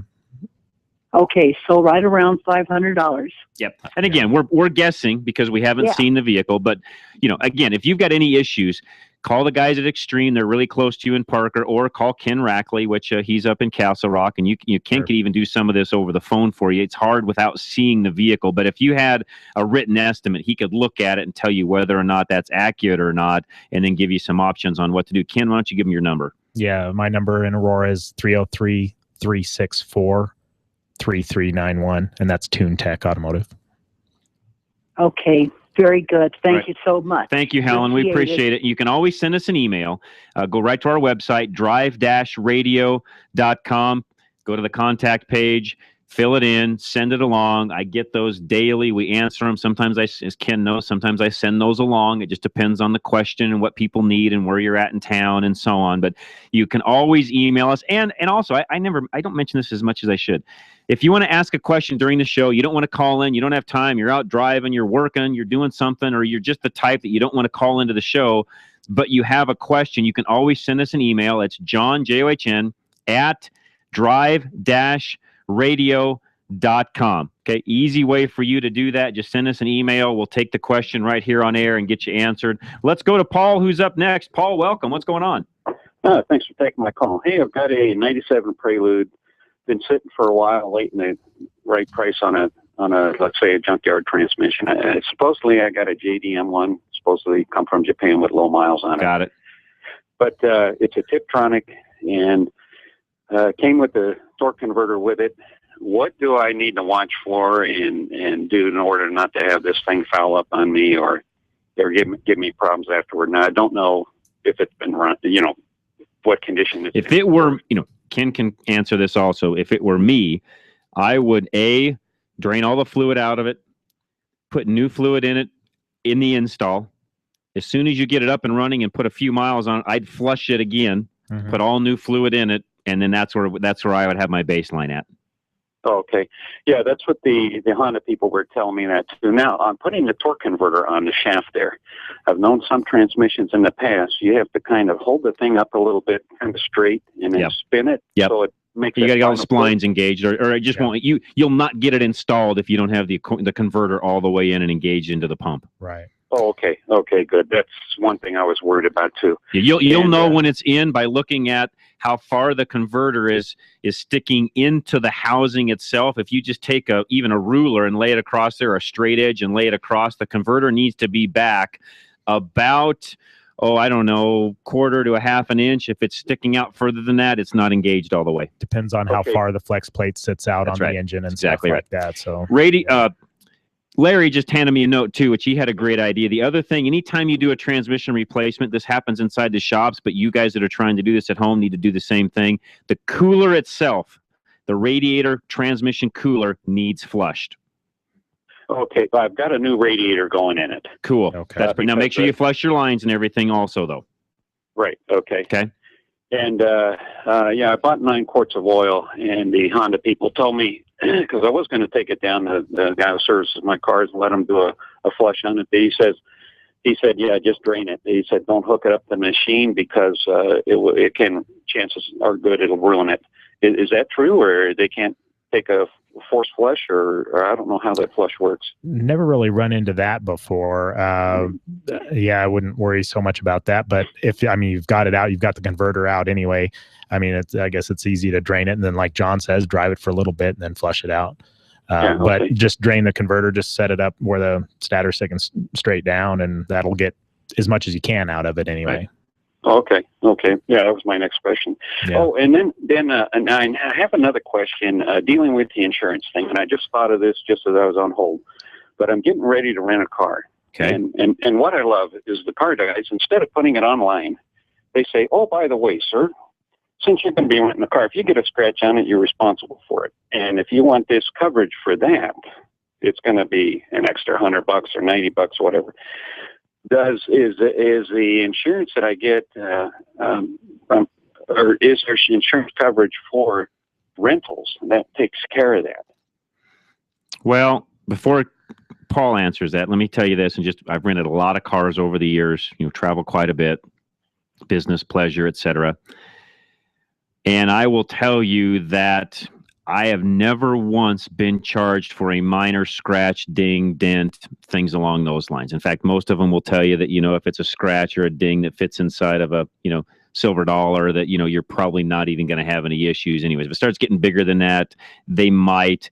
But in all the years I've rented a car, I've never once been charged for what they consider normal wear and tear, a door ding, a piece of luggage, that bumps up against the bumper, things like that. Now, when it comes to larger damages where somebody actually, you run into a pole or something along those lines, Paul, you can answer that one. Yeah, your deductible that you have is going to apply. So if you carry $500 or $1,000 deductibles on your normal insurance, let's say it's a $300 scratch, you're going to be paying that out of pocket. So you got to kind of weigh out the pros and cons. Do I buy the insurance for that reason, or do I just go with my own? And if something happens, right, I'm going to pay it out of pocket. And probably most times you're just going to kind of roll the dice and go with that. Yeah. When I had this happen a while back, I went ahead and, I forgot to ask my insurance agent that before I left. So I went ahead and paid it, just thinking I don't have the hassle to go through messing with it. But it was pretty steep. If they would have charged me $50, $40, I wouldn't even be worried about it. But it was, I think it was close to $100 extra. Wow. Yeah, that's I wouldn't buy that if it were me, but that's just me personally. Yeah. Normally I haven't in the past, but I didn't know if things had changed. No. And again, I forgot to ask the insurance. What I will tell you is, from being at the rental car counters recently, they are pushing their insurance more now than I think they have in the past. And I think, just my own opinion, I think part of that's because they make more money when they do. That's an upsell. Yeah, that's an upsell. Yeah, that's all it is. Oh, yeah. And when they spring it on you at the last minute, that's right. You're thinking, that's right. Oh, boy. Yeah. So, yeah. No, they push it pretty hard, and they try to give you the scare tactic of, well, if it comes back and there's loss of income, then, you're going to be responsible for that, and on they go. And yeah, they're doing everything possible to make that upsell because they're probably, and the little gal or the little guy at the counter selling it to you is probably making a commission on that. Yeah. Extended warranties. That's right. Thing, no different. Yeah. Does that help you out? Okay, yeah, sure did. Thanks a lot. You're very welcome. I Appreciate really that. Appreciate. Yep, thank you. Appreciate it very much. All right, we have Paul from Parker coming up next. We're going to take a quick break. We'll come back at some point in the day. I think quickly, we should have Bobby Cleveland calling in. He is from Stable, which you guys hear me talk a lot about. Stable 360 is a great product that they just came out with. And Bobby's going to come on and talk about that. He's also the world's fastest lawnmower racer. Well, all right. So we'll talk about that also. So as soon as he comes on, we'll get him rolling and get him into the queue and get him up so you guys can talk to him. Paul will take you first, so hang tight. We'll be back right after this. Do not go away. John Rush, Paul Leuenberger, and Ken Rackley, all on Drive Radio, KLZ 560. At Arvada West Auto, we know that fluids are the life of your vehicle. They are also complicated, with all the different types, from motor oil to gear oils to coolant. The types of fluids, service procedures, and intervals can vary widely. Let us help you sort out what your vehicle needs and when it needs to be serviced. Stop in or call us at Arvada West Auto, 11752 West 64th Avenue, 303-422-1065. You can visit us on the web at arvadawestautoandtruck.com. Having transmission problems? Stop by Larry's Automotive today. We're your only Colorado Select Auto Care in North Denver that also specializes in automatic and manual transmissions. We're a family-owned small business taking care of your family-owned fleet of cars, trucks, and SUVs since 1994. We specialize in transmission and drivetrain problems and offer a 3-year, 36,000-mile warranty. We're also an ATRA member. Call us at 303-427-2108 for an appointment or find us on the web at coloradoselect.com. Larry's Automotive, a proud member of Colorado Select Auto Care. We've all been there. You run to the hood and suddenly realize you don't have the parts you need. Or even worse, you don't know what parts you need. Well, at Napa Auto Parts, we have ASE certified parts specialists that'll make sure you find that right part. One covered by a warranty good at any one of 6,000 Napa locations. Yeah, finding the right part might not be easy, but fortunately, finding the right part store is. Go to NapaOnline.com for the location nearest you. Napa, get the good stuff. A 3-year, 36,000-mile warranty on every auto repair says so much more than, if it's not right, we'll try to fix it again. A 3-year, 36,000-mile warranty tells me that this is a master mechanic who's confident, who knows what they're doing. I mean, nobody offers a warranty like that, right? Colorado Select Auto Care Centers do, and only the members of Colorado Select offer a warranty this good. Find a mechanic who's a member of Colorado Select Auto Care at coloradoselect.org.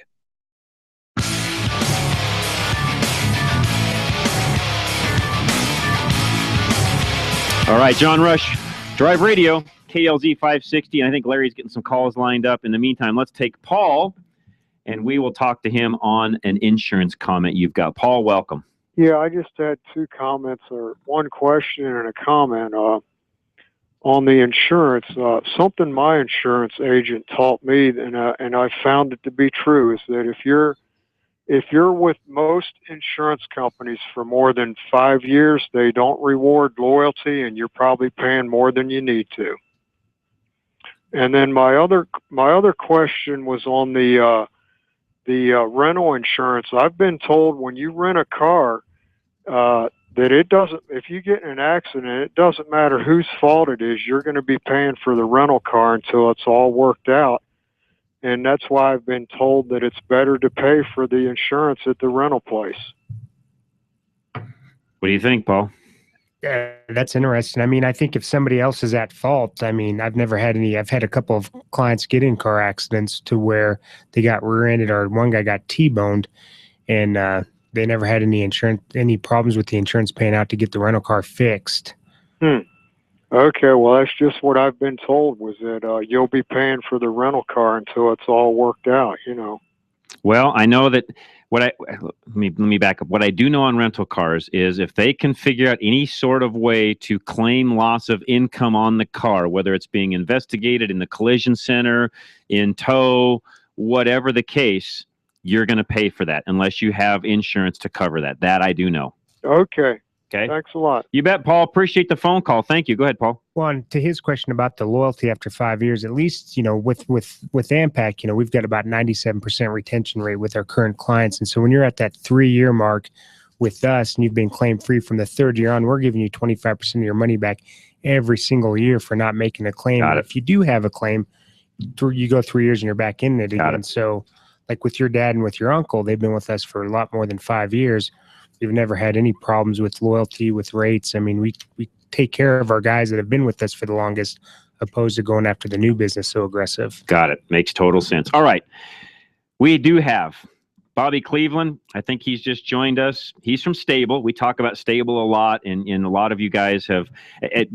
Thank you. Oh, by the way, this is another thing I was going to mention earlier.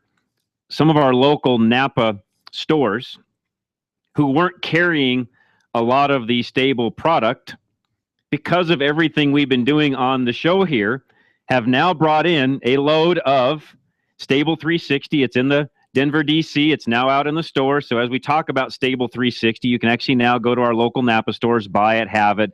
And of course, Napa being one of our great sponsors, we thank them for doing that. But let's get the world's fastest lawnmower racer on, and also the expert from Stable, Bobby Cleveland. Welcome to Drive Radio. It's great to be on your show, John. Appreciate How you it doing today? Oh, we're doing great. I think you're probably doing better, though, because I think, A, it's a little warmer, and you've got a lot better things to look at, right? Man, I tell you what, this is the first day of Barrett Jackson.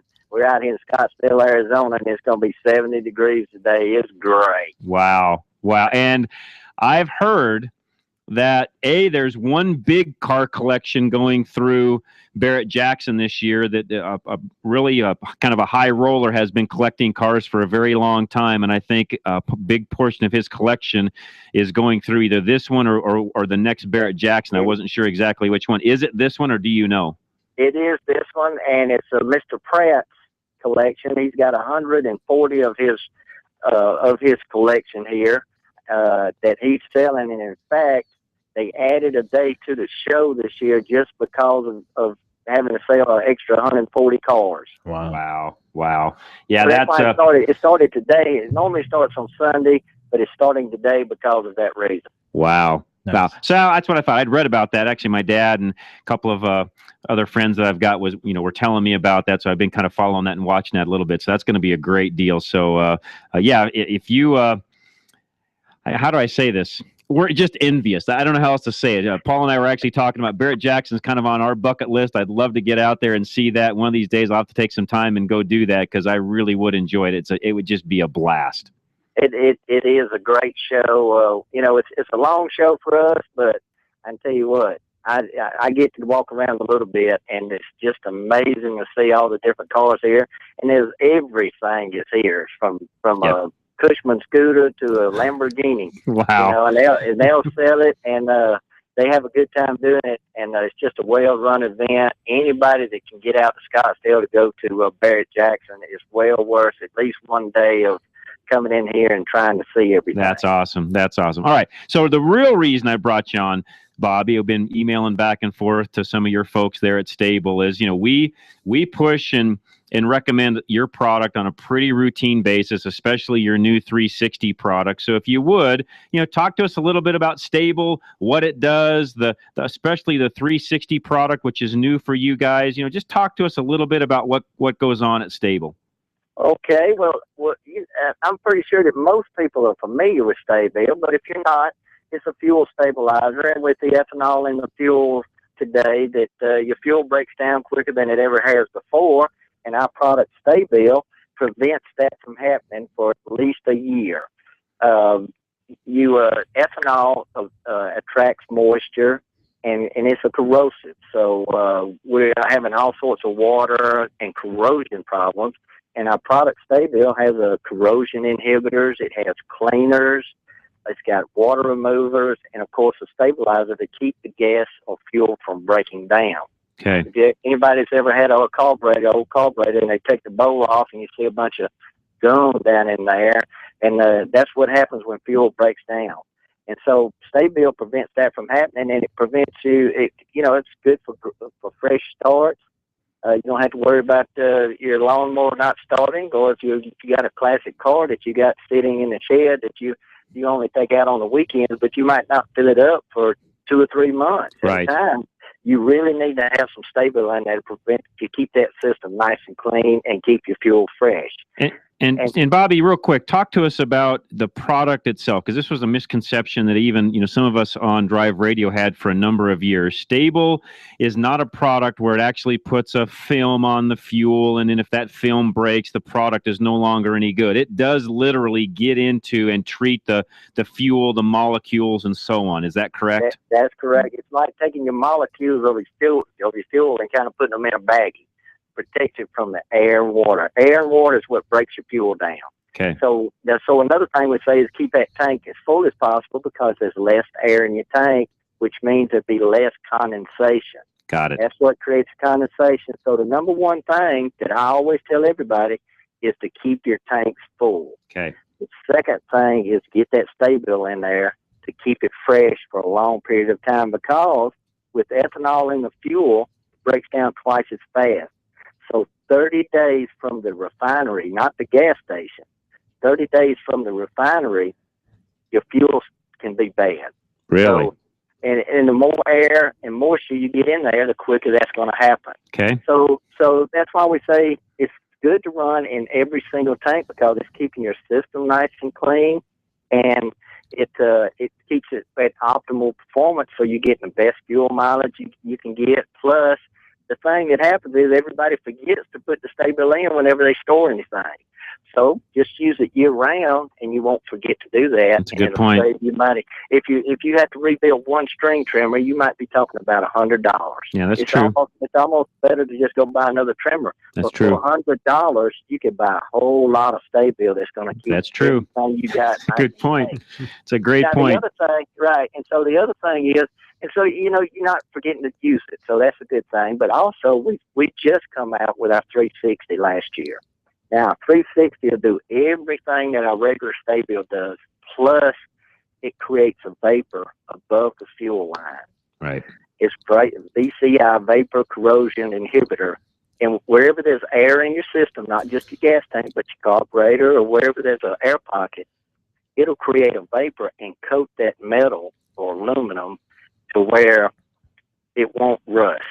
So we're the only ones that's doing that, and it costs just a little bit more than Sta-Bil, but it's doing more. Got it. So if you want the optimal protection, the 360 Sta-Bil is the way to go. That's awesome. I would, I've not seen up close the 360 product in the stores. I've seen it at SEMA, and you guys have sent me a sample, and I've been able to see it that way. So to your point, I think you even gave me a fresh reminder that I just need to keep the stuff around the house and use it in everything you're using, cars and lawnmowers and whatever else you've got kicking around. Question I have, and I think listeners probably would have the same thing, Bobby, how long, so once you treat, say you got 5 gallons out in the shed that you're using for all of your small engine equipment, things like that, how long will that fuel last once you put Sta-Bil 360 or Sta-Bil into it?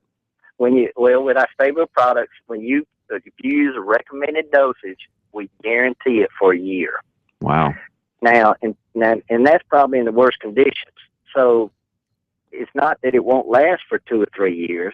We just can't guarantee it for that because of, if you only got a half a tank, you can get more moisture in there. Got it. If you really take care of it and do what we suggest to do with your fuel, it can last longer. Now, you can also double dose, and it'll last longer. But we only guarantee 1 year with our product. Okay. Still, that's a long time. I mean, so you could put a car in storage. If you're going to drive that thing even 2 or 3 times in the year, summer, whatever you're going to do, and you're going to run a few tanks of fuel through it, not a problem. But even if you're a collector that's going to have that thing sitting for a year or two, you're not going to drive it, double dose it, fill it up, definitely, and you'd be okay. Double dose it and keep that tank as full as possible. I have a lot of collectors, especially here at Barrett Jackson, they walk up and say, yeah, I got 20, 30 cars. I can't afford to fill it up. And I tell them you can't afford not to fill it up. Awesome. Because what we're doing here is we're keeping that, you're afraid that you're going to lose the gas. Right. Well, you're not going to lose the gas. You're going to keep that gas fresh, and maybe a year and a half, you can go out there and siphon that fuel out, run it in your daily driver, redose your fill it up with fresh fuel, right? Redose it, and you're good for another year or 2. That's awesome. So it's safer to do that, and because a lot of these guys, you can't find tanks and fuel systems. That's right. That's right. So you best take care of them. Otherwise, you're just going to be without a running vehicle. Right. Hey, Bobby, we got to take a quick break. If you want, will you come back and talk about the fastest lawnmower racer? I'd love to. Okay, we're going to put you on hold. We'll come back. Buck, with your VW dash lights on, hang with us. I'll get to you. Don't worry. We'll get you. I'll take just a few more minutes of Bobby's time. We'll get him back to the auction. Let's take a quick break. We'll come right back. Again, I'm your host, John Rush. We've got Ken Rackley from TuneTech, and Paul Leuenberger, our insurance specialist, is with us. Don't miss another minute. Drive Radio's coming up. John Rush, your host, KLZ 560. At Napa, we're always trying to make the great parts we sell even better. From the bacteria-killing surface on our cabin air filters to our revolutionary new Adaptive One brakes. And every Napa part is covered by a warranty good at any of our 6,000 Napa Auto Parts stores. Yeah, maybe you don't get this at your average auto parts store, but we've spent the last 80 years making sure we were anything but average. Go to NapaOnline.com for a location nearest you. Napa, get the good stuff.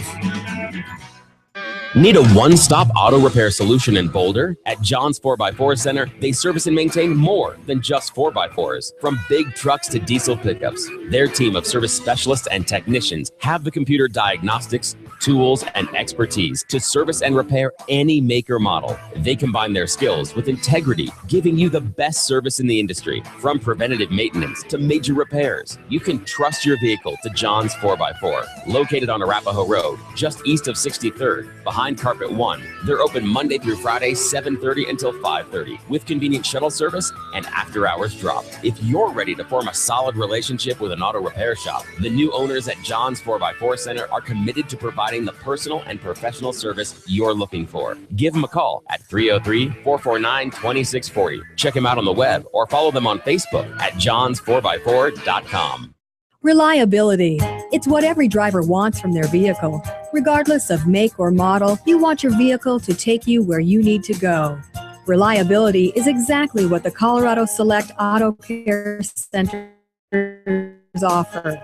They've set the standards in automotive repair. Each member offers Napa Auto Care Peace of Mind Warranty, along with the highest level of customer service and integrity. To find a Colorado Select Auto Care Center near you, log on to drive-radio.com or call 303-546-NAPA.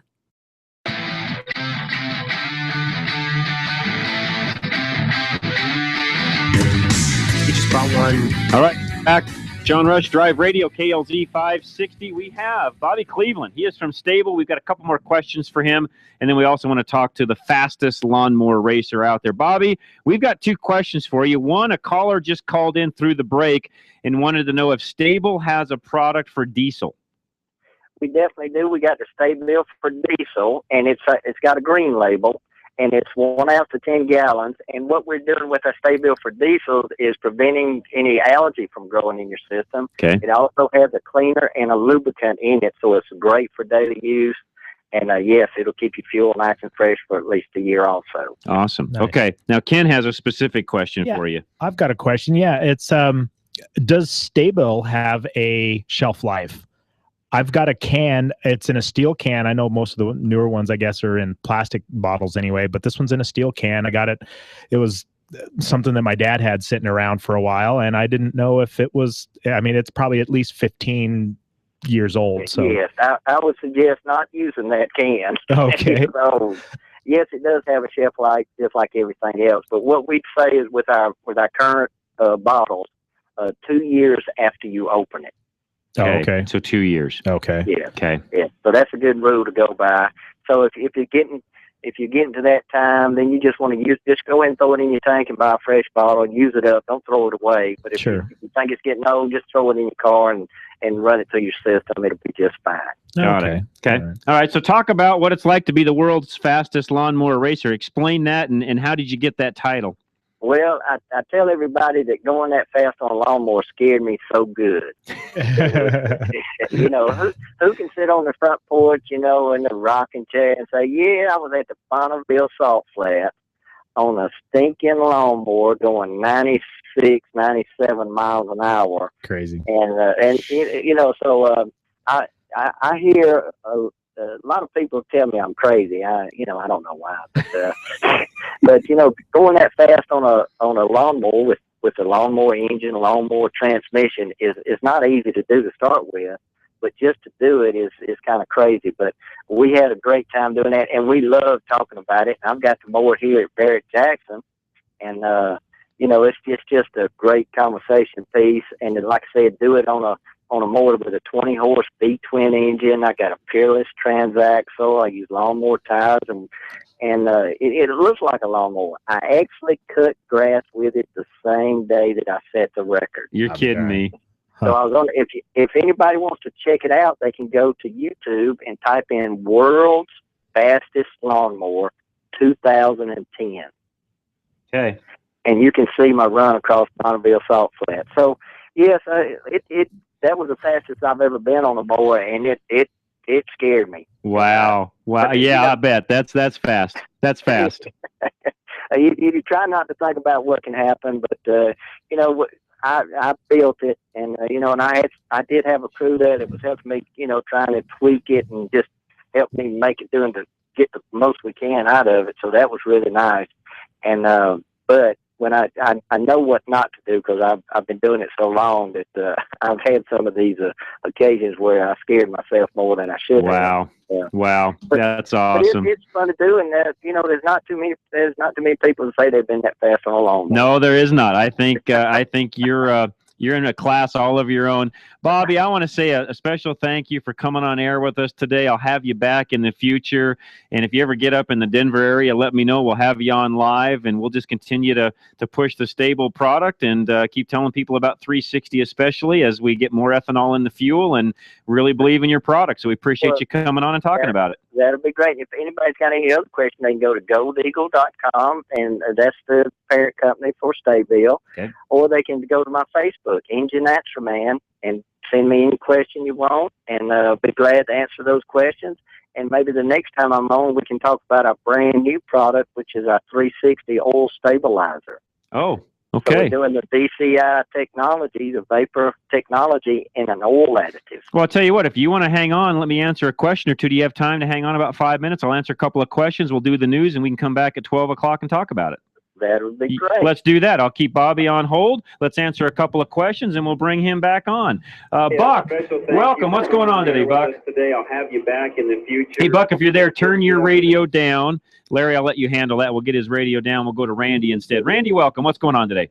Hey, good afternoon, guys. I got a mystery question on my 07 Caliber, so I know it's probably going to be hard for you, but as soon as I back her out of the garage, when I cut the wheel to the right a little bit, there's a little thump, and what I mean by thump is it's not something I can feel, but I can hear, so I describe it as a thump.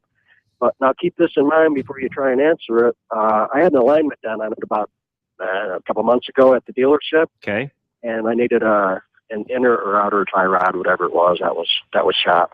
But so that shows me, they were kind of nosing around or whatever. So you would think they would have found it. But with that in mind, do you have any idea what that little? Is there something settling or something that's not settling? Maybe the weight of the spring, or I don't know. Yeah, there's a lot of things that can cause clunks like that, and it's mainly only when you're like backing and going to the right or the left. Well, yeah, when I back out, I got to cut the wheel. Sure. So I'll turn it to the right, and I'm not forcing it. I just got to cut the wheel so I can. I would be looking at all of your turn stops, you're right, shocks, struts, anything in the front end where you could see something potentially rubbing when you're on that lock in a turn like that, and you're really putting the most stress on anything that's there. So that'd be the point. Yeah.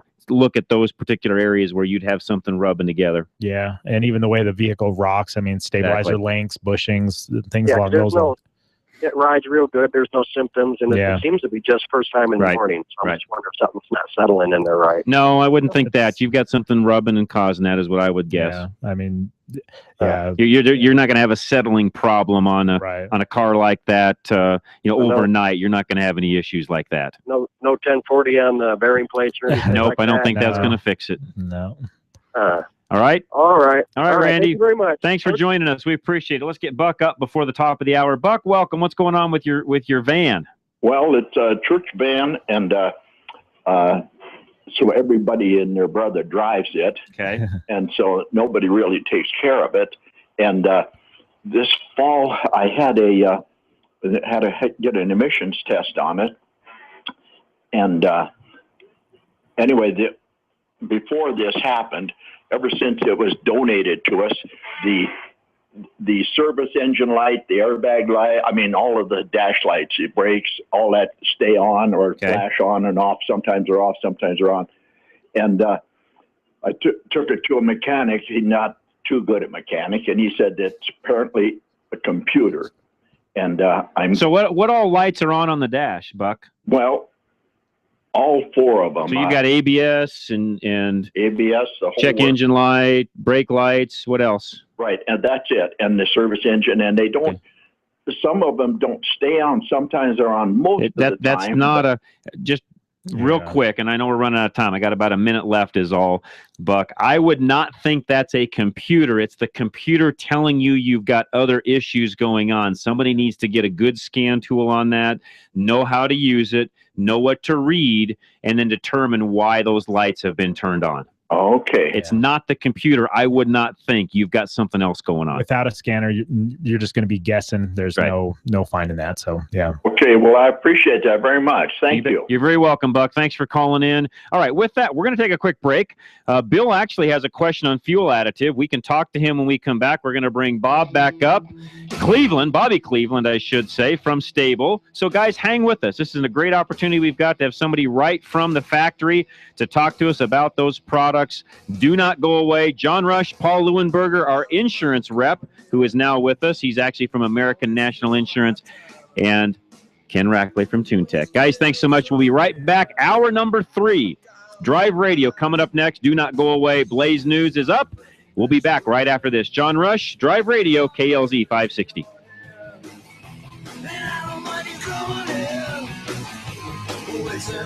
Still haven't had enough? Go to drive-radio.com. Email your questions and comments. Download previous programs and find lots of useful information, including your nearest Colorado Select Auto Care Center. That's drive-radio.com. Thanks for listening to Drive Radio, sponsored by the member shops of Colorado Select Auto Care Centers on KLZ 560. Drive Radio is a presentation of Colorado Select Auto Care Centers. The independently owned and operated shops of Colorado Select hold each other accountable for the highest standards of technical expertise, honesty, and professionalism. They all understand that choosing a mechanic is risky business. So Colorado Select was created by this exclusive group of like-minded professionals who are dedicated to raising the level of consumer confidence in Colorado's auto repair industry. Schedule your next oil change at any of the Colorado Select Auto Care Centers heard on Drive Radio, and you'll immediately see the difference. For the complete list of all the member shops in the state, visit drive-radio.com. Hey everybody, Randy Corcoran. Another weekend, another Broncos playoff game. Ho hum. Enjoy, relax, and get ready because the fight for liberty never ends. Ahead on the morning show, Bill Crystal from the Weekly Standard. Dinesh D'Souza will be here. Our first post-election conversation with Congressman Ken Buck. I'm back on Tuesday, but Monday, former Congressional Chief of Staff, newly announced candidate for the Douglas County Republican chair, KLZ stalwart Jim Paff has the helm. Join us 5 to 8 a.m. Monday. Wake up with Randy Corcoran on KLZ 560.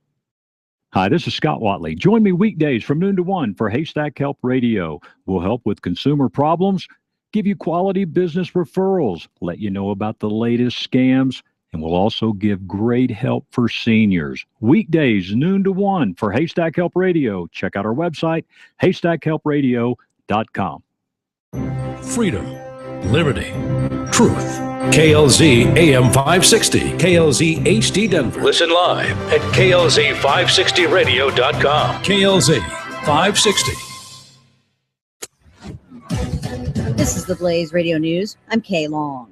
3 terrorists dead, 1 on the run. The Blaze Radio's Brad James. A massive, intense manhunt is underway for the female terrorist that was part of the team of terrorists in yesterday's attacks. The French, of course, want to try to close this chapter. They want to catch this woman who was probably in a support role. That's Gary Bernstein, a former CIA operative, speaking on Fox and Friends. Bernstein saying the terrorist situation in the world and targeting the U.S. is far worse than what the Obama administration will admit to. We maybe have 250,000 jihadists in 5 different countries that are being organized for attacks on the West.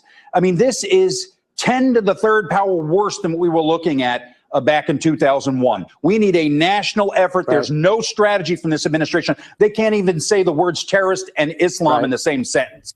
Brad James reporting. Bernstein speaking on Fox and Friends on Fox News. This is news on the Blaze Radio Network. Everyone is making the switch to the Blaze to make it their source for the truth.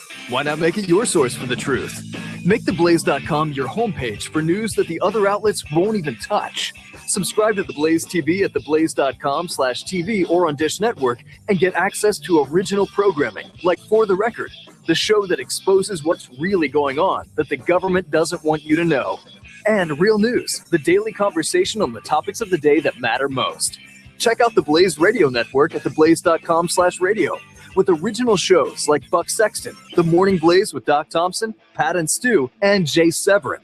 Or if you need something to hold in your hands, subscribe to The Blaze magazine. So basically, anywhere you need to go, you can take the truth with you by taking the Blaze with you. This is the Blaze. Truth lives here.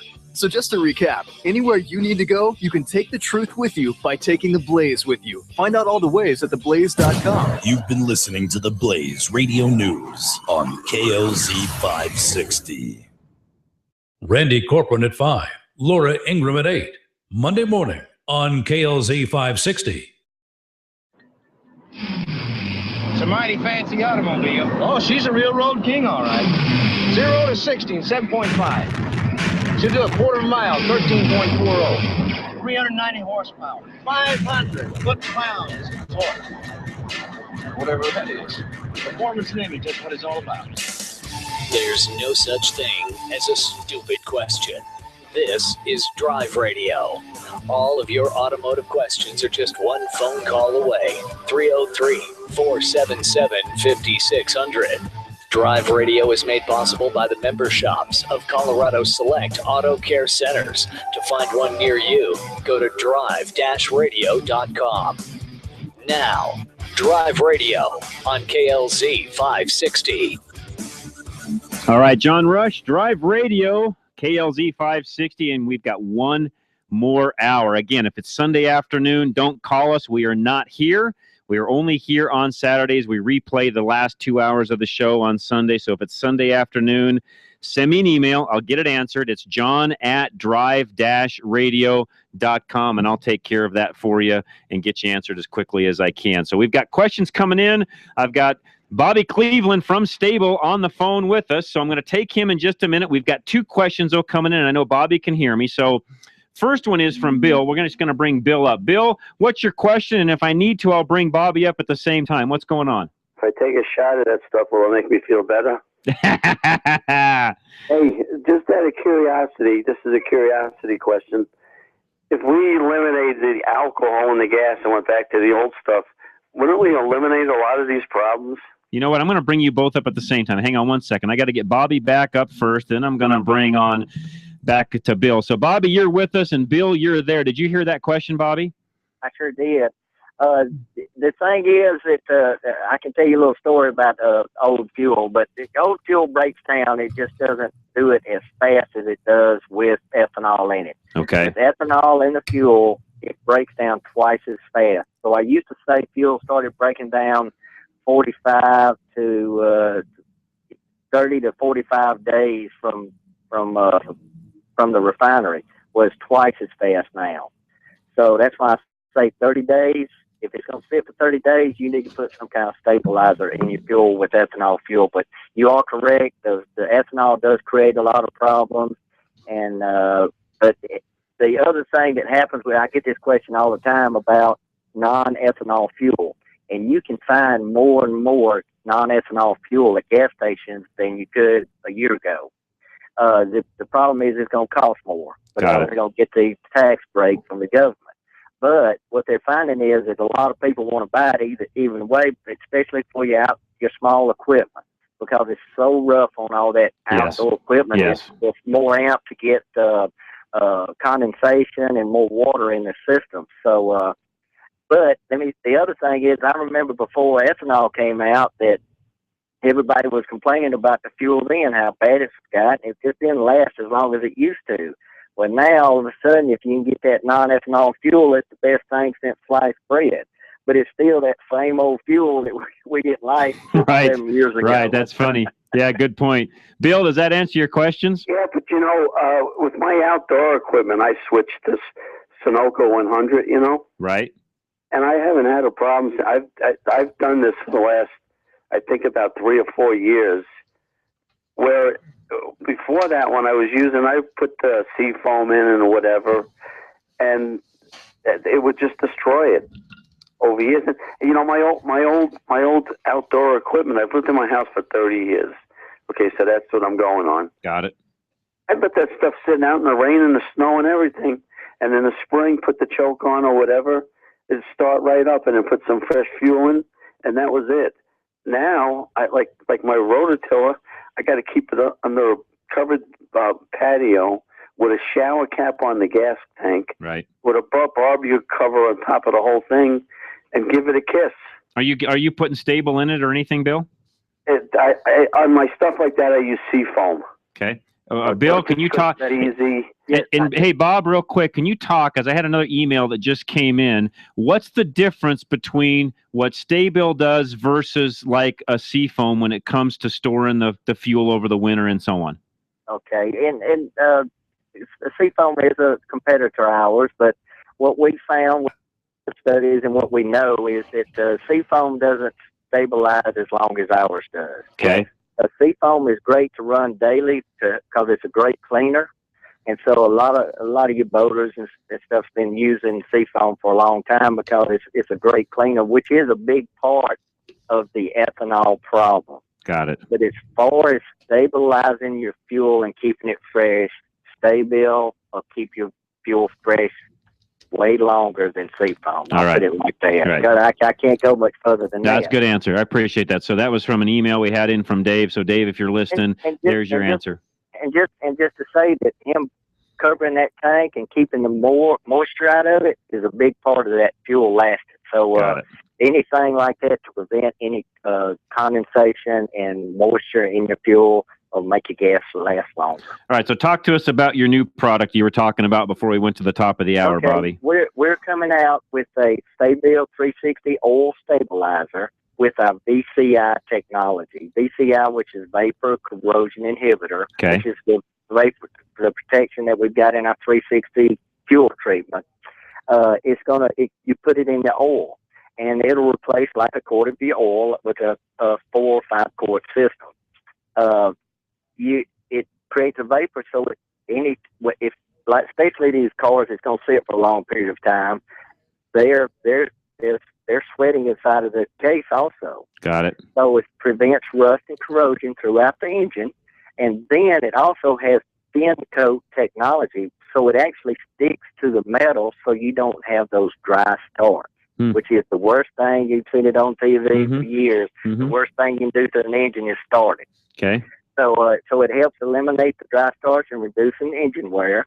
It'll prevent thermal breakdown in the oil, so your oil's going to last longer. And because it keeps it consistently, then you're going to reduce friction, heat, and wear. So it's great for your oil system. It improves your lubrication, and also it's great in old, new cars, light trucks, SUVs, and it's safe for all blends of motor oil, including synthetic, mineral, and racing oil. So what does it? Is it approved to use in a brand new car? If there was if there was ever a problem warranty wise or anything, does it stand up to all of the scrutiny of the manufacturers and so on? Yes. In fact, we've got a many manufacturers that recommend our product. Okay. So they're going to like this because they're going to have less problems with vehicles that are just sitting. So usually we have hundreds of manufacturers that recommend our product because it's saving them money. Right. Warranty money and things like that. So they in fact, some of our vendors or the manufacturers, they'll put in their warranty. If you don't use a stabilizer, we're not going to warranty it. That's how bad that the gas got with the manufacturer. Interesting. All right, Bobby, great information. I appreciate you taking time, especially out of an exciting event that you're at down at the Barrett-Jackson auction. I appreciate you calling in, and we'll have you back on in the future. How's that sound? I'd love to, and if I'm in Denver, I got a buddy that lives about 30 minutes from Denver. I might have to come by and visit y'all in person. That'd be awesome. We'd love to have anytime you want to do that. You let me know, and you guys now know how to get a hold of me. We'd love to have you on in person. And then, it's only an hour and a half flight down here to Scottsdale, and I got you a free ticket if you come down next week. All right, Bobby, I appreciate that. All right. All right, man. Like I said, don't forget to check out my Facebook. We'll do it. In fact, I'll link you up from my Facebook page, Drive Radio, and we'll just do that. That'll be great. All right, Bobby. Y'all have a great time. You'd appreciate it very much. Thanks so much. All right, so we'll take him, get him off air, and continue on. Paul Leuenberger, appreciate you coming in, spending a couple hours with us and answering questions, and most of all, just supporting Drive Radio. I appreciate it very much. No problem. You're welcome. So, guys, Paul's going to take off. We're going to take a break. He's got some family things he's going to go to, and And I'm sure what will happen as soon as Paul walks out of here, we'll have more insurance questions, but that's okay. We'll have Paul back, and I can send Paul some emails and get some direct questions answered if need be. So, yeah, don't feel bad about calling in and asking questions. We'll figure it out one way or the other. But insurance is a major deal. If you have not reviewed your homeowners, your boat, RV, car, auto, whatever, if you have not done that, I encourage you, give Paul a call, 303-619-9891. He'll take care of you, and I'll plug this because Paul probably can't do it like I can.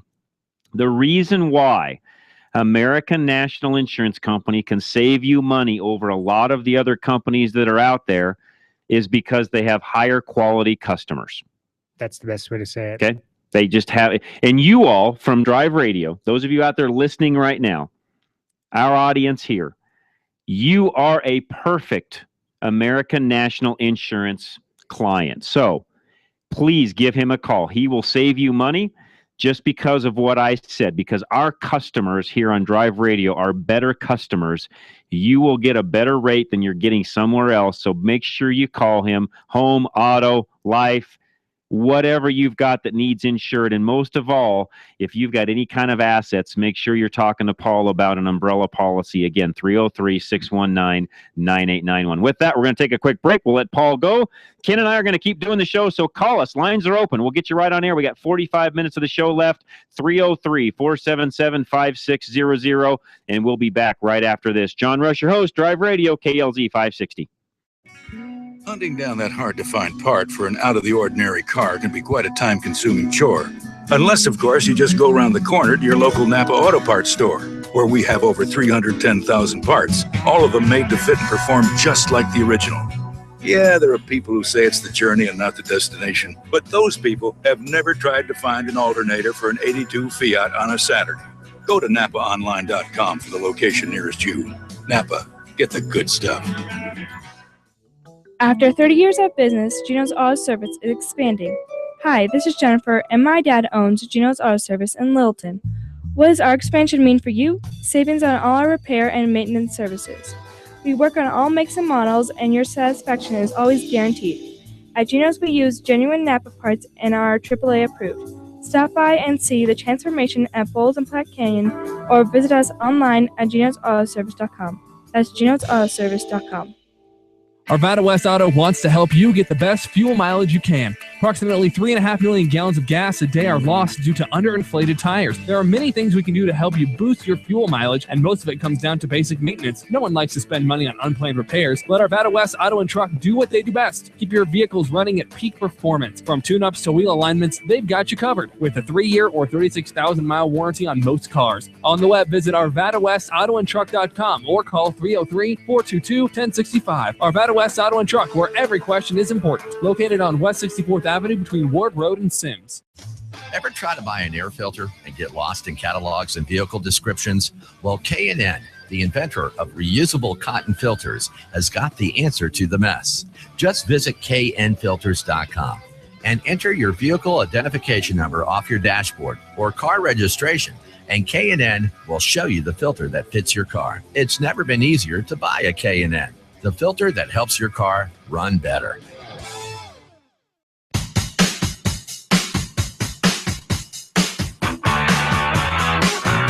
I will do that. All right, and Paul is heading out. Paul, again, appreciate him coming in, taking time out of his day, and I'm going to email him some other stuff, so I appreciate that very much. And just talking to Ken about insurance, and I will say this: thank you, Drive Radio listeners. It's because of you that we have folks like Paul able to come on air, be our sponsor, join us, be with us, do the things that we do. Your support of folks like him, Colorado Select, all of our auto cares like Ken Rackley. It's because of you guys out there, you individually, you that are listening and driving. It's because of you that we're able to even do what we do each and every weekend.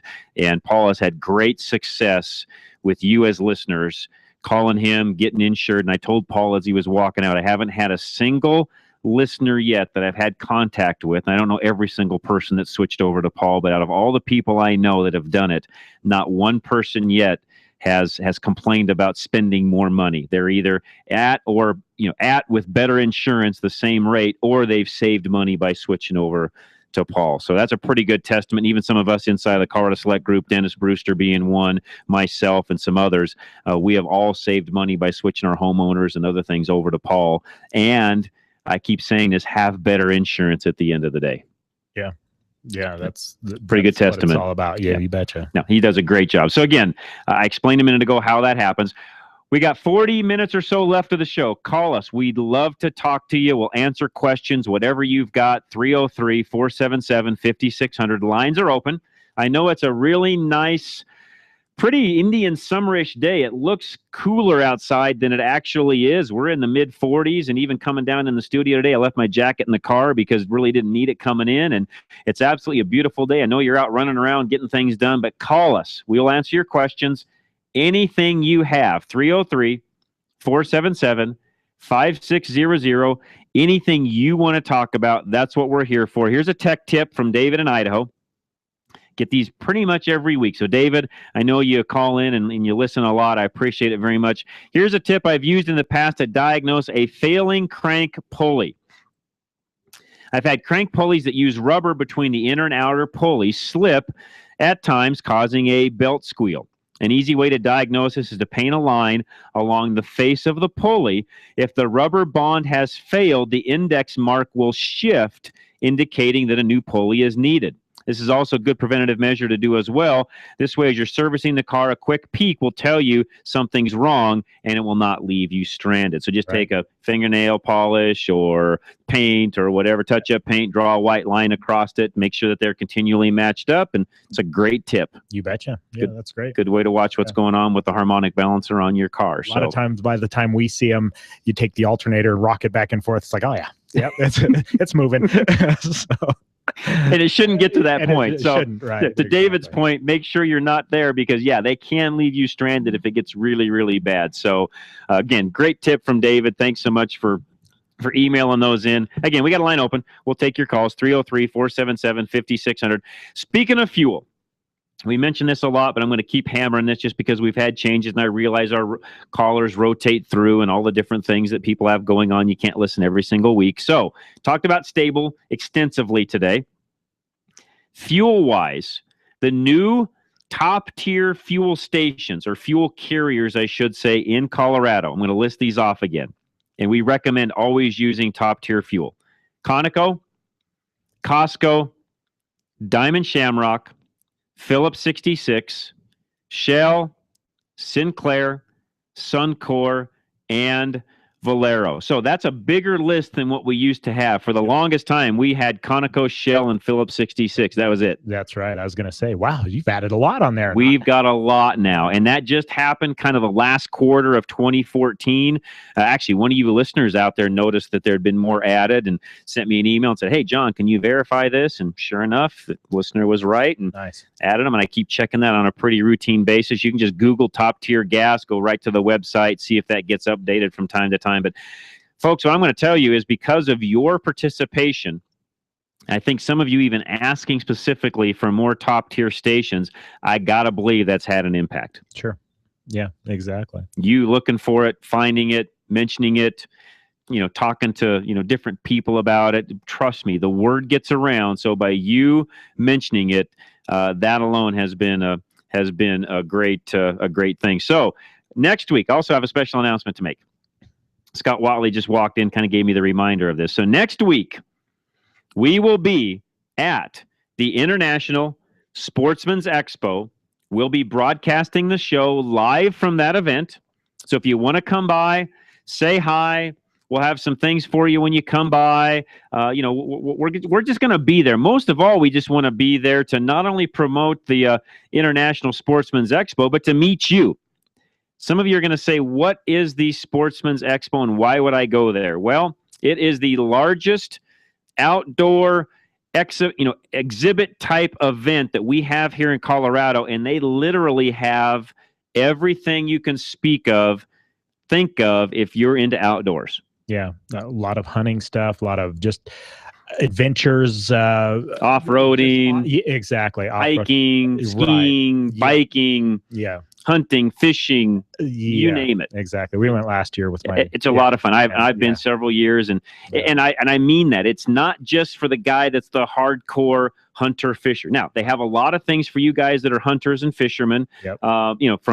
From exhibits to training to they call it their theaters. They've got all sorts of things that they do there on a regular basis. So that's not all they have, though. Yeah, right. Yeah, exactly. They have a full array of, they got guys there with campers, and they've got RTVs and ATVs and gear and climbing equipment and dogs and dog training and you name it, it's all there. And some of this I can just rattle off because I've been there enough to know what the booths are. And on top of that, if you've ever wanted to, book that dream hunt or that dream fishing trip, it's the place to go. Yeah, exactly. I mean, anywhere's from Colorado, Montana, Africa, whatever. I mean, they've got big game. Yeah, exactly. All kinds of exhibits. You name it, it's there. Yeah. Scott Watley will be there. Sportsman's of Colorado will be on right after us. Scott's actually going to help with the gear and the remote and all the different things going on. So you're definitely going to want to come out,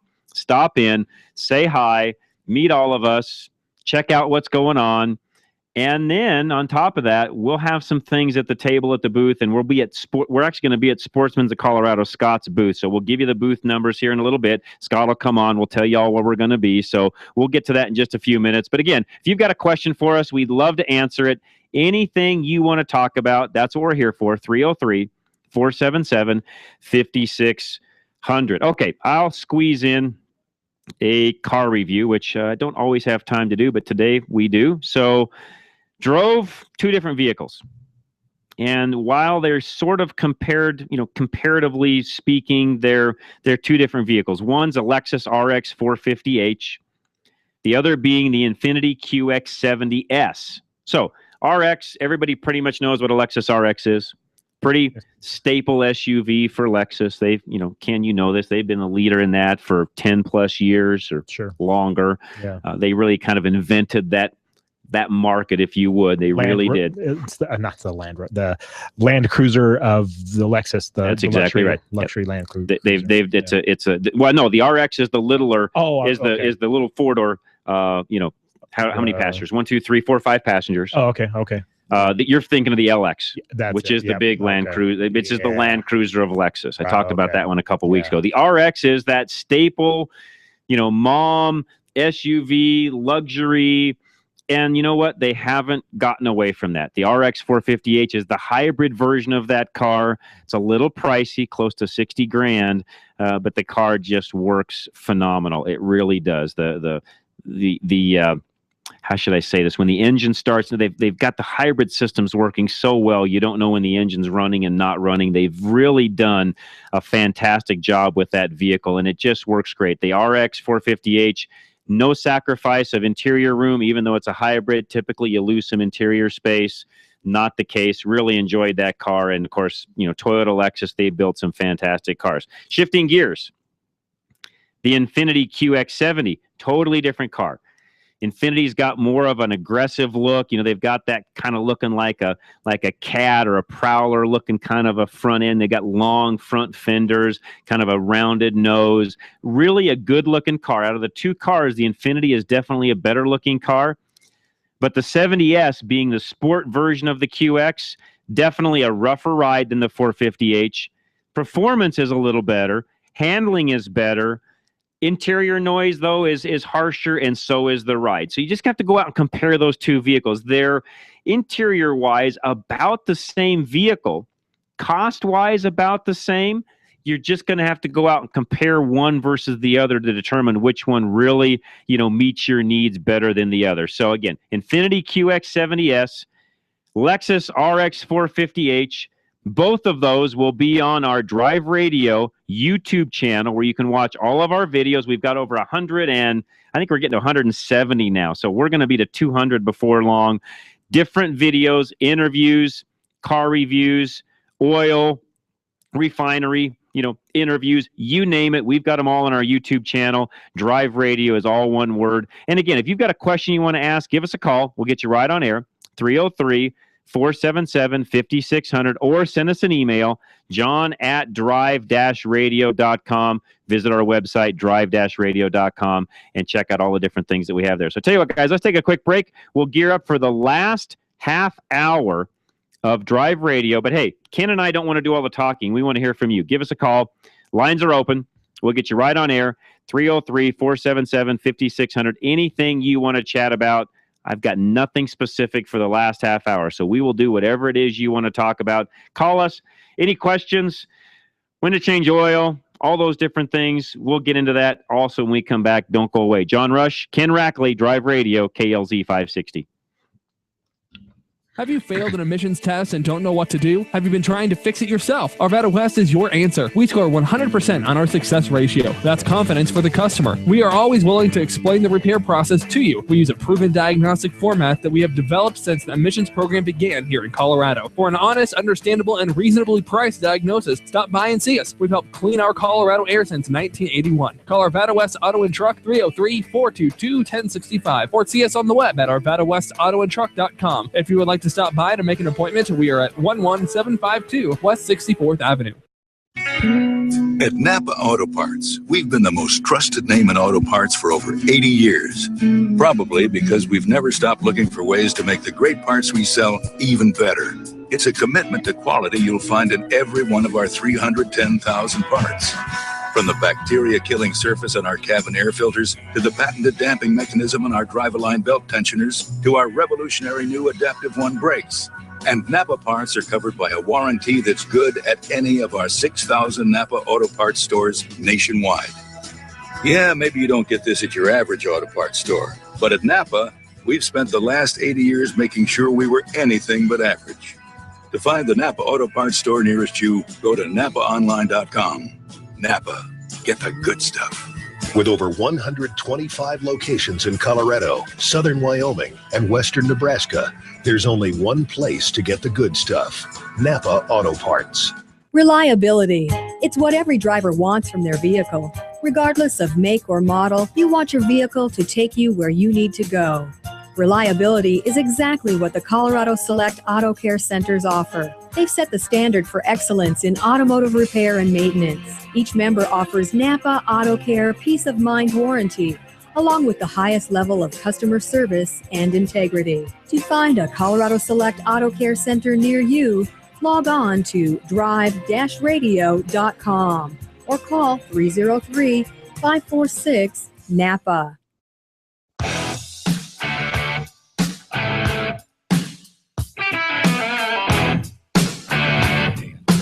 Here we go, guys. All right, Drive Radio. John Rush, your host.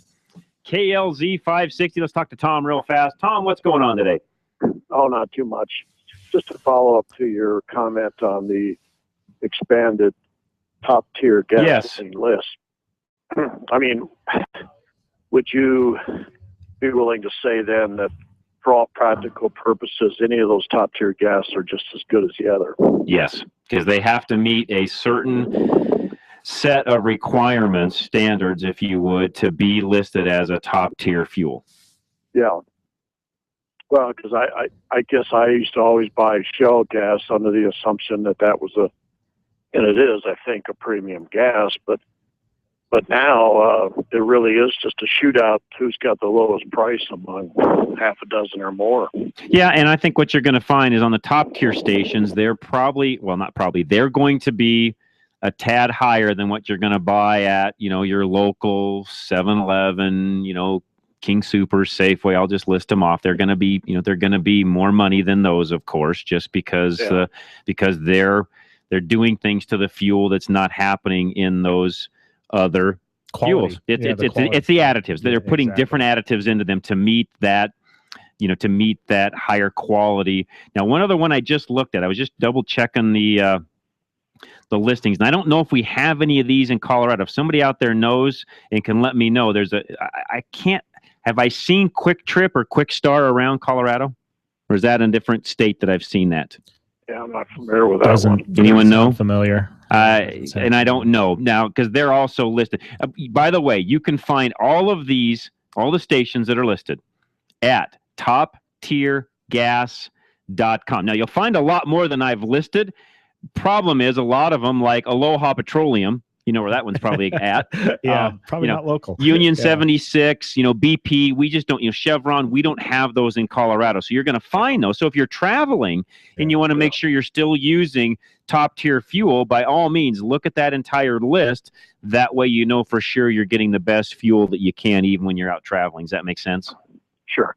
And I guess the only other question on older vehicles, pre-72 or whatever. Yes. Do you see an advantage to going to the alcohol-free gases that are available? If you can, I think it would help. If you can't, I think what we just had on with Bill talking about, Bobby talking about the Stay Bill is what I meant to say. So Bobby from Stay Bill, if you use the Stay Bill product in the fuel on those older vehicles, I think if you did that, you could run, any of the top tier fuels that we've listed and be just fine. Yeah. Okay. All right. Well, I appreciate the information. You're very welcome, Tom. Thanks for the phone call. Very much. Appreciate it. All right. We've got Scott Watley who joined us, which he was on the other side of the glass. We just said, you know what? Call volume today has been a little bit lighter. Again, people are out doing things, and I get that. You know what?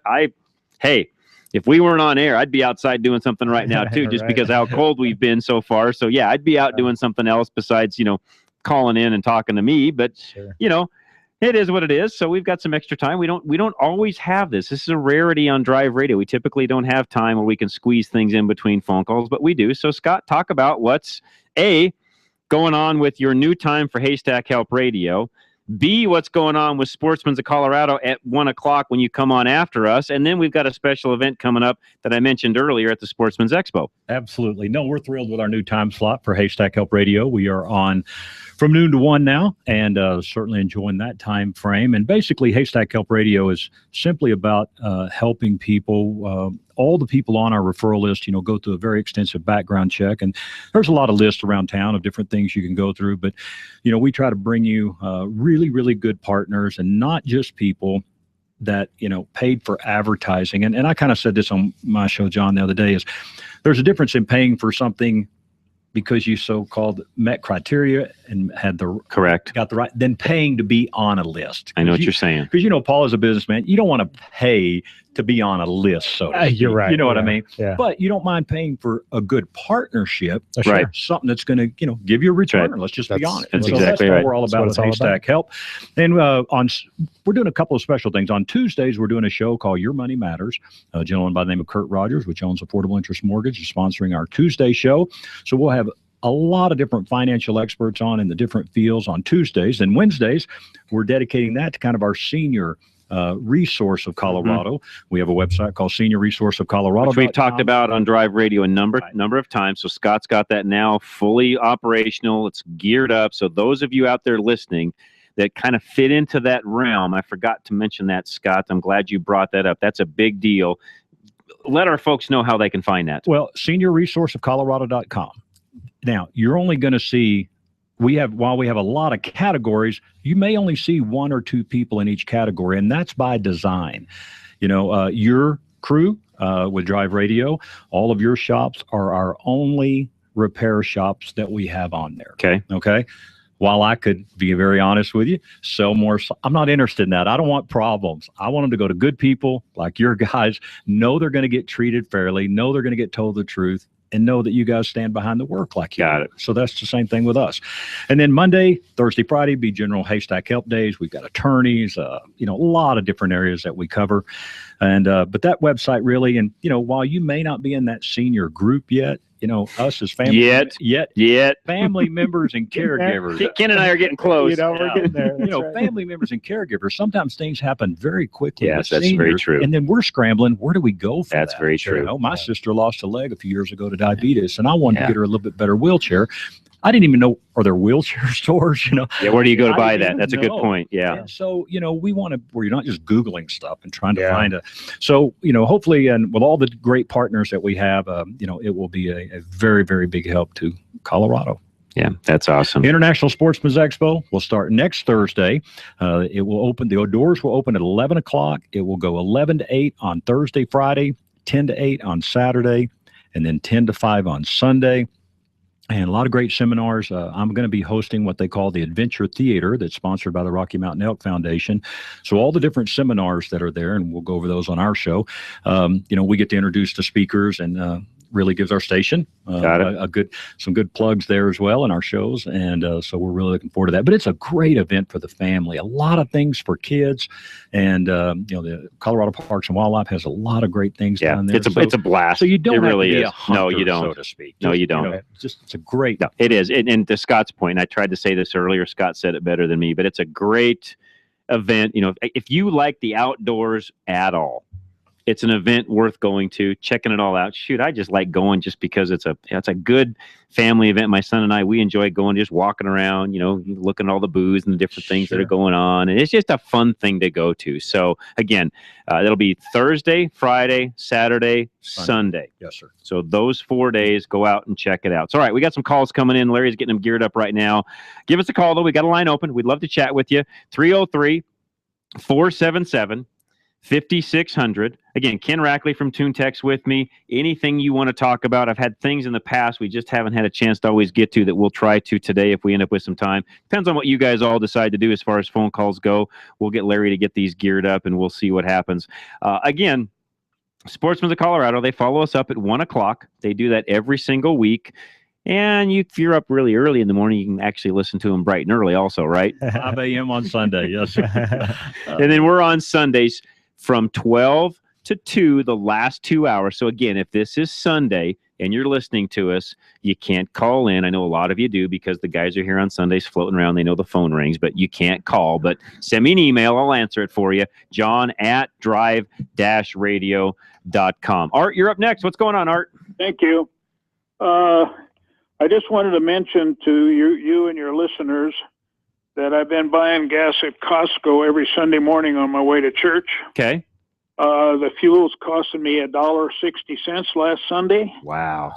And on the Costco receipt, it says top tier fuel. Yes, it does. Trademark. That's correct. PM. You've never mentioned that. I didn't know whether you knew that. Yeah, I did. Okay. Yep. Okay, I did. another question, from my own personal. No, go right ahead. You're fine. Okay, I've been using the blue windshield washer liquid for years. Okay. Or 30 below, whatever it is.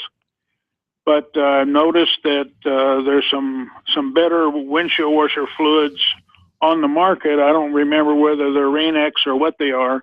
What I wanted to know is, without draining the blue stuff that's in there, can I put this other stuff in on top of it?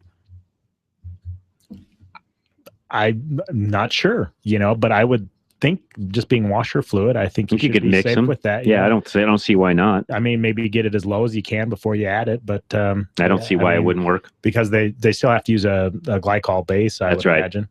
Well, they actually, not glycol. Methanol. Yeah, they use methanol. right. So I would Sorry. think that's all the same. Yeah, glycol. You may get some pink and blue colors. Yeah, exactly. Yeah, I don't think it's a problem though, Art. I think you'd be fine. Get a rainbow spray. Okay, well, that's it for me. Thank you for the show. I really appreciate it. Thank you, Art. Appreciate you calling in and for listening. Let's go to Gary up in Steamboat. Gary, what's going on today? Hi, a friend has me drive a 99 Ford diesel truck once in a while. Okay. And my experience with diesels is limited. In addition to waiting for the wait to start light go out so the glow plugs are nice and warm, he says that it helps in cold weather to pump the throttle 2 to 3 times. And that I wasn't aware that diesels had any kind of priming action from the accelerator pump, accelerator, other than just open in the air intake or not. They don't. Yeah. You want to talk about that, Ken? Yeah, that makes it easier to start, or won't start right in cold weather unless you do that. Absolutely no difference. It won't make any difference at all because prior to starting that, the throttle isn't doing anything, and all it does is increase injector timing basically. So there's not a throttle plate or anything. So on a gas engine you have to. On the old ones, carbureted, but yeah, in diesel, just turn the key and start. Yep, or wait for the wait glow plugs to warm up and then start it. Yeah. Great, thank you guys. You're very welcome, All right. Gary. Thanks. Great phone call. And Gary was up in Steamboat Springs, so he's got to be listening. That's a tough one for us to get signal-wise, so he's listening on the internet or something, Well, so thank you. They get some cold temperatures up there for those diesels, Yes, too. they do. If you don't plug them in, they don't start. And Yeah, case in point, if you've got a diesel, and I know a lot of guys claim you don't need to, and you've got a lot of, depending upon what you drive, some guys will say you need to plug them in, you don't need to plug it in. Rule of thumb for me on a diesel, if it starts getting below 20 degrees, plug it in. Just makes everything that much easier. the oil's so thick on those that just that extra warmth will just, And then the other thing is when you climb in, it's just that much warm faster. Right, yeah. So, I mean, the engine warm-up time is less, so use the block heater. It's just, duh. Diesels don't heat up quick either. I mean, right. I mean, it takes probably 3 times longer to get up to operating temperature That's than why it does a gas engine. easier just to go ahead and plug them in. Exactly. If you got 20 degrees compared to 100 degrees, say, I mean, that 80 degrees is makes a big difference. Big time, yeah. All right, we're going to take a quick break. We come back. Scott just showed me an email from somebody that went to him about potential loss of jobs in the oil business. I had a show this past week on Rush to Reason where we talked about oil, and I had some really, really sharp, intelligent listeners that sent me some links and some information that I read after that show, which I think I can add and maybe even dispel some of what you guys are going to see going on via email and things like Scott just got. I think I've got some information that I'll share with you that you all will be interested in when it comes to fuel, oil prices, where are things headed. I think that's worth mentioning. We got 15 minutes or so left. We'll take some calls. If you want to call us, we'll answer your questions, 303-477-5600. But otherwise, we'll be back and we'll continue on. Don't go away. John Rush, Ken Rackley, and now Scott Watley, all on Drive Radio, KLZ 560.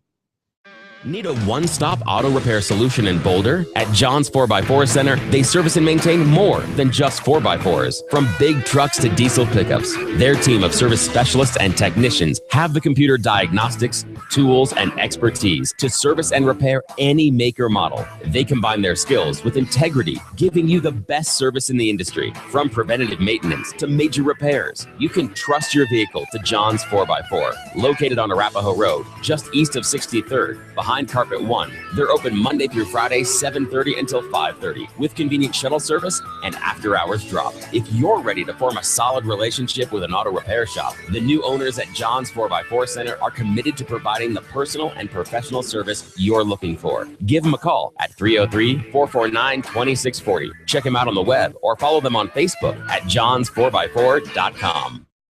Reliability. It's what every driver wants from their vehicle. Regardless of make or model, you want your vehicle to take you where you need to go. Reliability is exactly what the Colorado Select Auto Care Centers offer. They've set the standard for excellence in automotive repair and maintenance. Each member offers Napa Auto Care Peace of Mind warranty, along with the highest level of customer service and integrity. To find a Colorado Select Auto Care Center near you, log on to drive-radio.com or call 303-546-NAPA. We've all been there. You run to the hood and suddenly realize you don't have the part you need. Or even worse, you don't know what parts you need. Well, at Napa Auto Parts, we have ASE certified parts specialists that'll make sure you find that right part. One covered by a warranty good at any one of 6,000 Napa locations. Yeah, finding the right part might not be easy, but fortunately, finding the right parts store is. Go to NapaOnline.com for the location nearest you. Napa, get the good stuff. Having transmission problems? Stop by Larry's Automotive today. We're your only Colorado Select Auto Care in North Denver that also specializes in automatic and manual transmissions.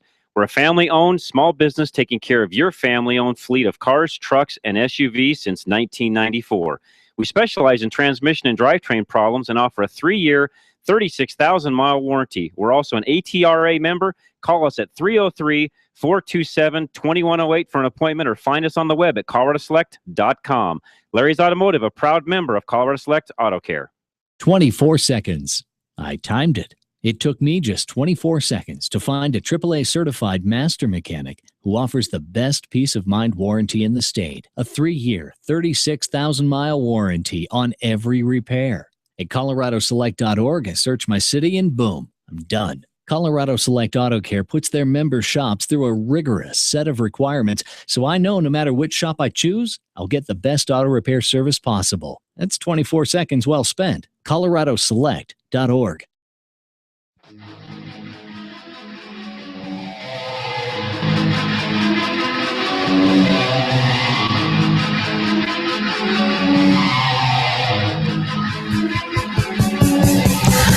John Rush, Drive Radio, KLZ 560. Scott Watley joined us, and he'll be on at 1 o'clock to do Sportsman's of Colorado. And Ken Rackley is also with us from TuneTech. We've got a caller on the line, Ron in Loveland. Welcome, Ron. What's going on today? Concerning the GMC Chevrolet 4.3 V6 engine, I picked up a couple of vans, and of course the vans haven't been manufactured for about 7-8 years, so they got mileage on them, lack of maintenance, so on. And my concern is possible head gasket leak, which I understand they are somewhat known to do. How do I diagnose it? Do I dare put some kind of leak sealer in the radiator for short-term repair? Something like that. I mean, usually you're going to have some type of symptom on a head gasket leak. The intake manifold gaskets were real common for leaking on those too. Head gaskets, there are some tests that you can do whether they're leaking coolant, which those were more common to do than actually leaking combustion gases into the cooling system. So it's one of those things. There are tests that you can do for both, getting the oil tested, getting things along those lines, and getting the block tested to see if there is combustion gases getting into the cooling system. So there are certain tests for that. If it's going low on coolant or something like that, that would usually be your first symptom. And my particular situation is I noticed that the radiator fluid keeps going down. Okay. Could not find any sign of any leak anywhere. Okay. Finally, I had it parked on a hill just a little bit, a little bit of an incline. I noticed a puddle of water underneath the car. About where the transmission and the engine line up? Nope, it was leaking out of the bottom of the muffler. That's just water. Yeah. Well, but that could indicated to me that possibly there's a leak between the radiator fluid and the exhaust valve somehow. Well, you would have a running issue if that were the case. If is it trailing back on the exhaust? Because I'm not getting any sign of anything. It really buffaloed me. I could not find any signs, but I kept losing radiator fluid and couldn't find any reason for that to happen. But yet you've got now coming out of the muffler. Every muffler, so everybody out there understands this. Every muffler will will have condensation. There's weep holes actually in the muffler where you'll have water drain out. That's a pretty normal thing. I don't think I would look at that as an indicator of a head gasket failure. I would do what Ken's talking about and get the test done first to figure that out. Yeah. Okay. One test I was told that would be usable. I do a lot of my own work. Was to get an emission tester, and instead of putting the sniffer in the tailpipe, put it on top of the radiator, and just right after you open the valve cap. Yeah, if you have one of those, that's one way of doing it. There are some different fluid things that you can buy over the counter that do the same thing, and they cost a lot less than a 4-gas or a 5-gas analyzer. Yeah. Yeah, I've got an old one. And I thought it might work. Okay. Well, Sears.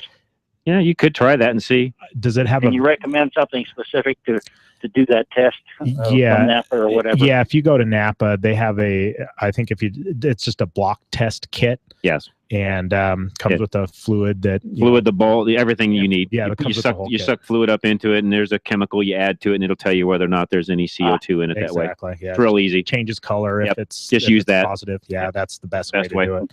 Yeah. Okay, to repeat, you suck the fluid out of the radiator and test it, and they've got a chemical. It all comes in the kit. It's inclusive. It gives you you everything you need to do, and real easy. Yeah, works great.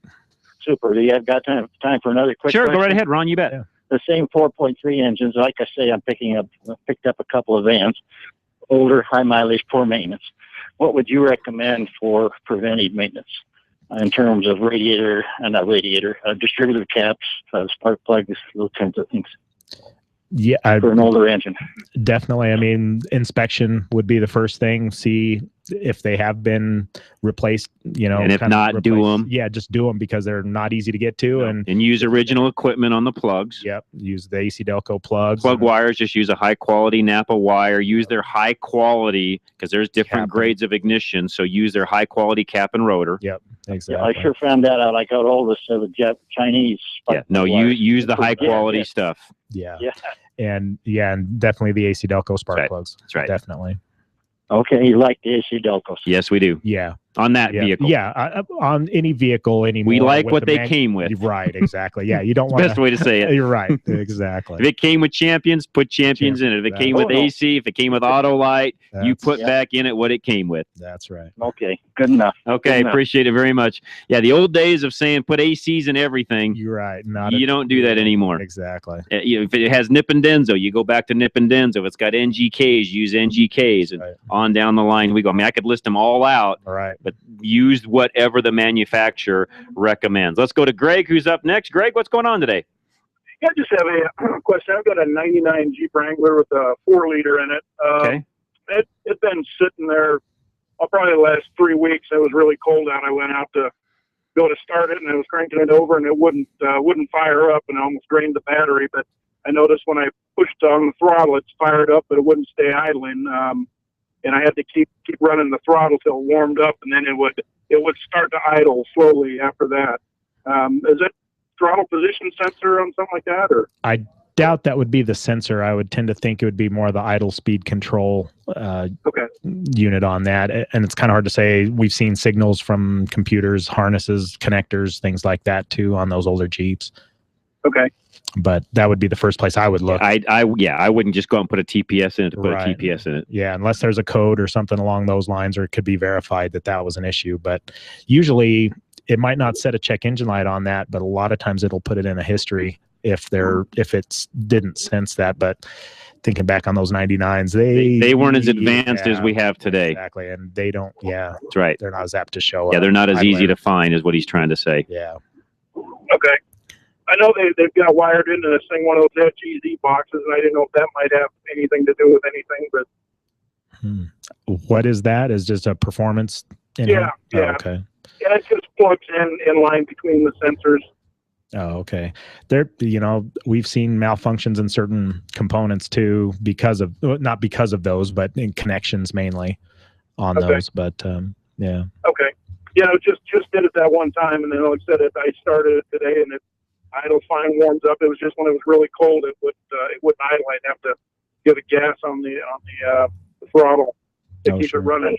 Yep. And sometimes you'll get some carbon buildup and things like that might cause them to stick. Hard to say since it only happened once, but maybe do some inspecting on that, seeing what kind of carbon buildup you have in the throttle body and in that idle air passage and things like that. Okay. Would you run some cleaner through there then, or should do that BG44? Not going to hurt, I mean, definitely. No, it won't hurt at all. Yeah, exactly. If it is something sticking, that won't touch that particular area. You kind of have to use a spray and do it on your own. Do it on your own from the top. Yep. Yeah, with it running. Yeah. Okay. All right. Thanks very much. Greg, appreciate it very much. Thanks for the phone call. All right, one last question of the day. Got an email just came in. Bill, we'll answer this for you if you're still listening. If not, I'll respond after the show via email. But says he enjoys and appreciates the show. Thank you, Bill. We appreciate that. 89 F250 with a 460. Has not driven it for 8 months. Does he need to drain the gas, or can he blend in fresh gas before starting it? And if so, how does he siphon that? 8 months. 8 months. I'd probably suck some out and put some new in. Yeah. I don't think I'd drain it completely. Yeah. Get as much out as you could. Yeah, it's definitely not going to hurt. Yeah. Now, to siphon it, we never talk much about this on the show. That's a big deal. You're right. You don't want to suck gas in a hose like we used to do in the old days.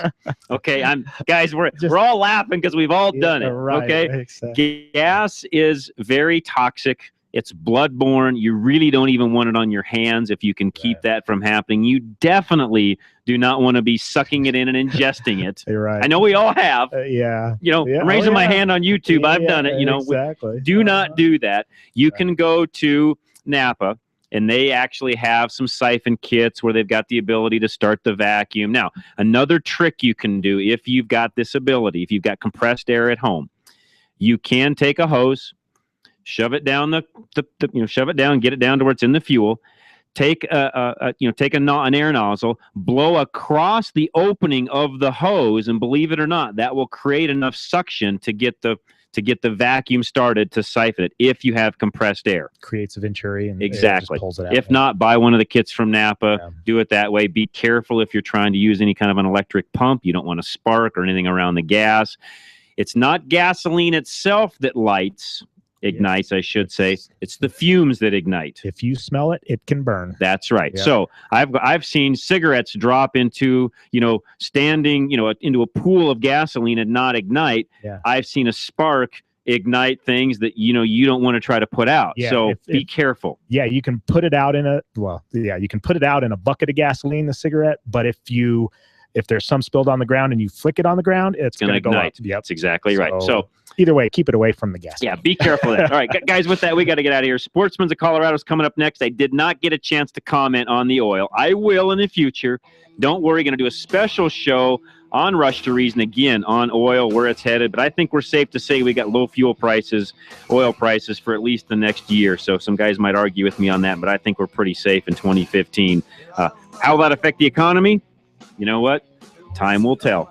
Yeah. Just enjoy it in your wallet while you can, and hopefully you're not affected in the job market by a loss of this, but we'll see what happens. But anyways, Ken Rackley, Tune Tech, thanks for coming down. Always great to be here, John. Always enjoy it. Does a great job. Larry Unger on the other side of the glass, Matt Matulik, our engineer. So our producer and engineers both on the other side of the glass. Thanks, guys, so much for helping us out. Scott Watley is up next. And Scott, thank you so much for joining us for this last half hour. John, I always enjoy it. That's fun. Great. I enjoy it. All right. With that, guys, we're out of here. God bless you. Have a great weekend. I will be back on Monday, 3 p.m. Rush to Reason for the Rush Hour, 3 to 6 every day.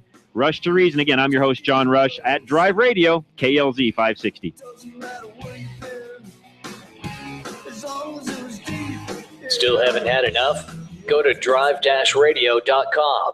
Email your questions and comments. Download previous programs and find lots of useful information, including your nearest Colorado Select Auto Care Center. That's drive-radio.com. Thanks for listening to Drive Radio, sponsored by the member shops of Colorado Select Auto Care Centers on KLZ 560.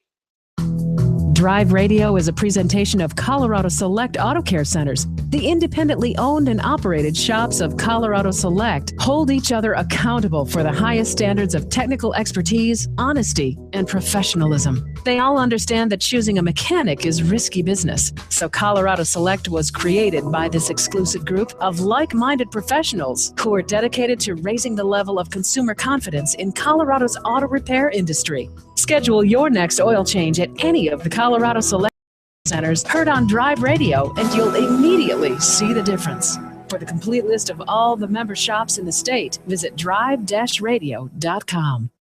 2015 is here, and the Arapahoe Tea Party is back. Our first meeting is Tuesday, January 13th, 6:30 p.m. at the South Metro Fire Rescue Building in Centennial. People who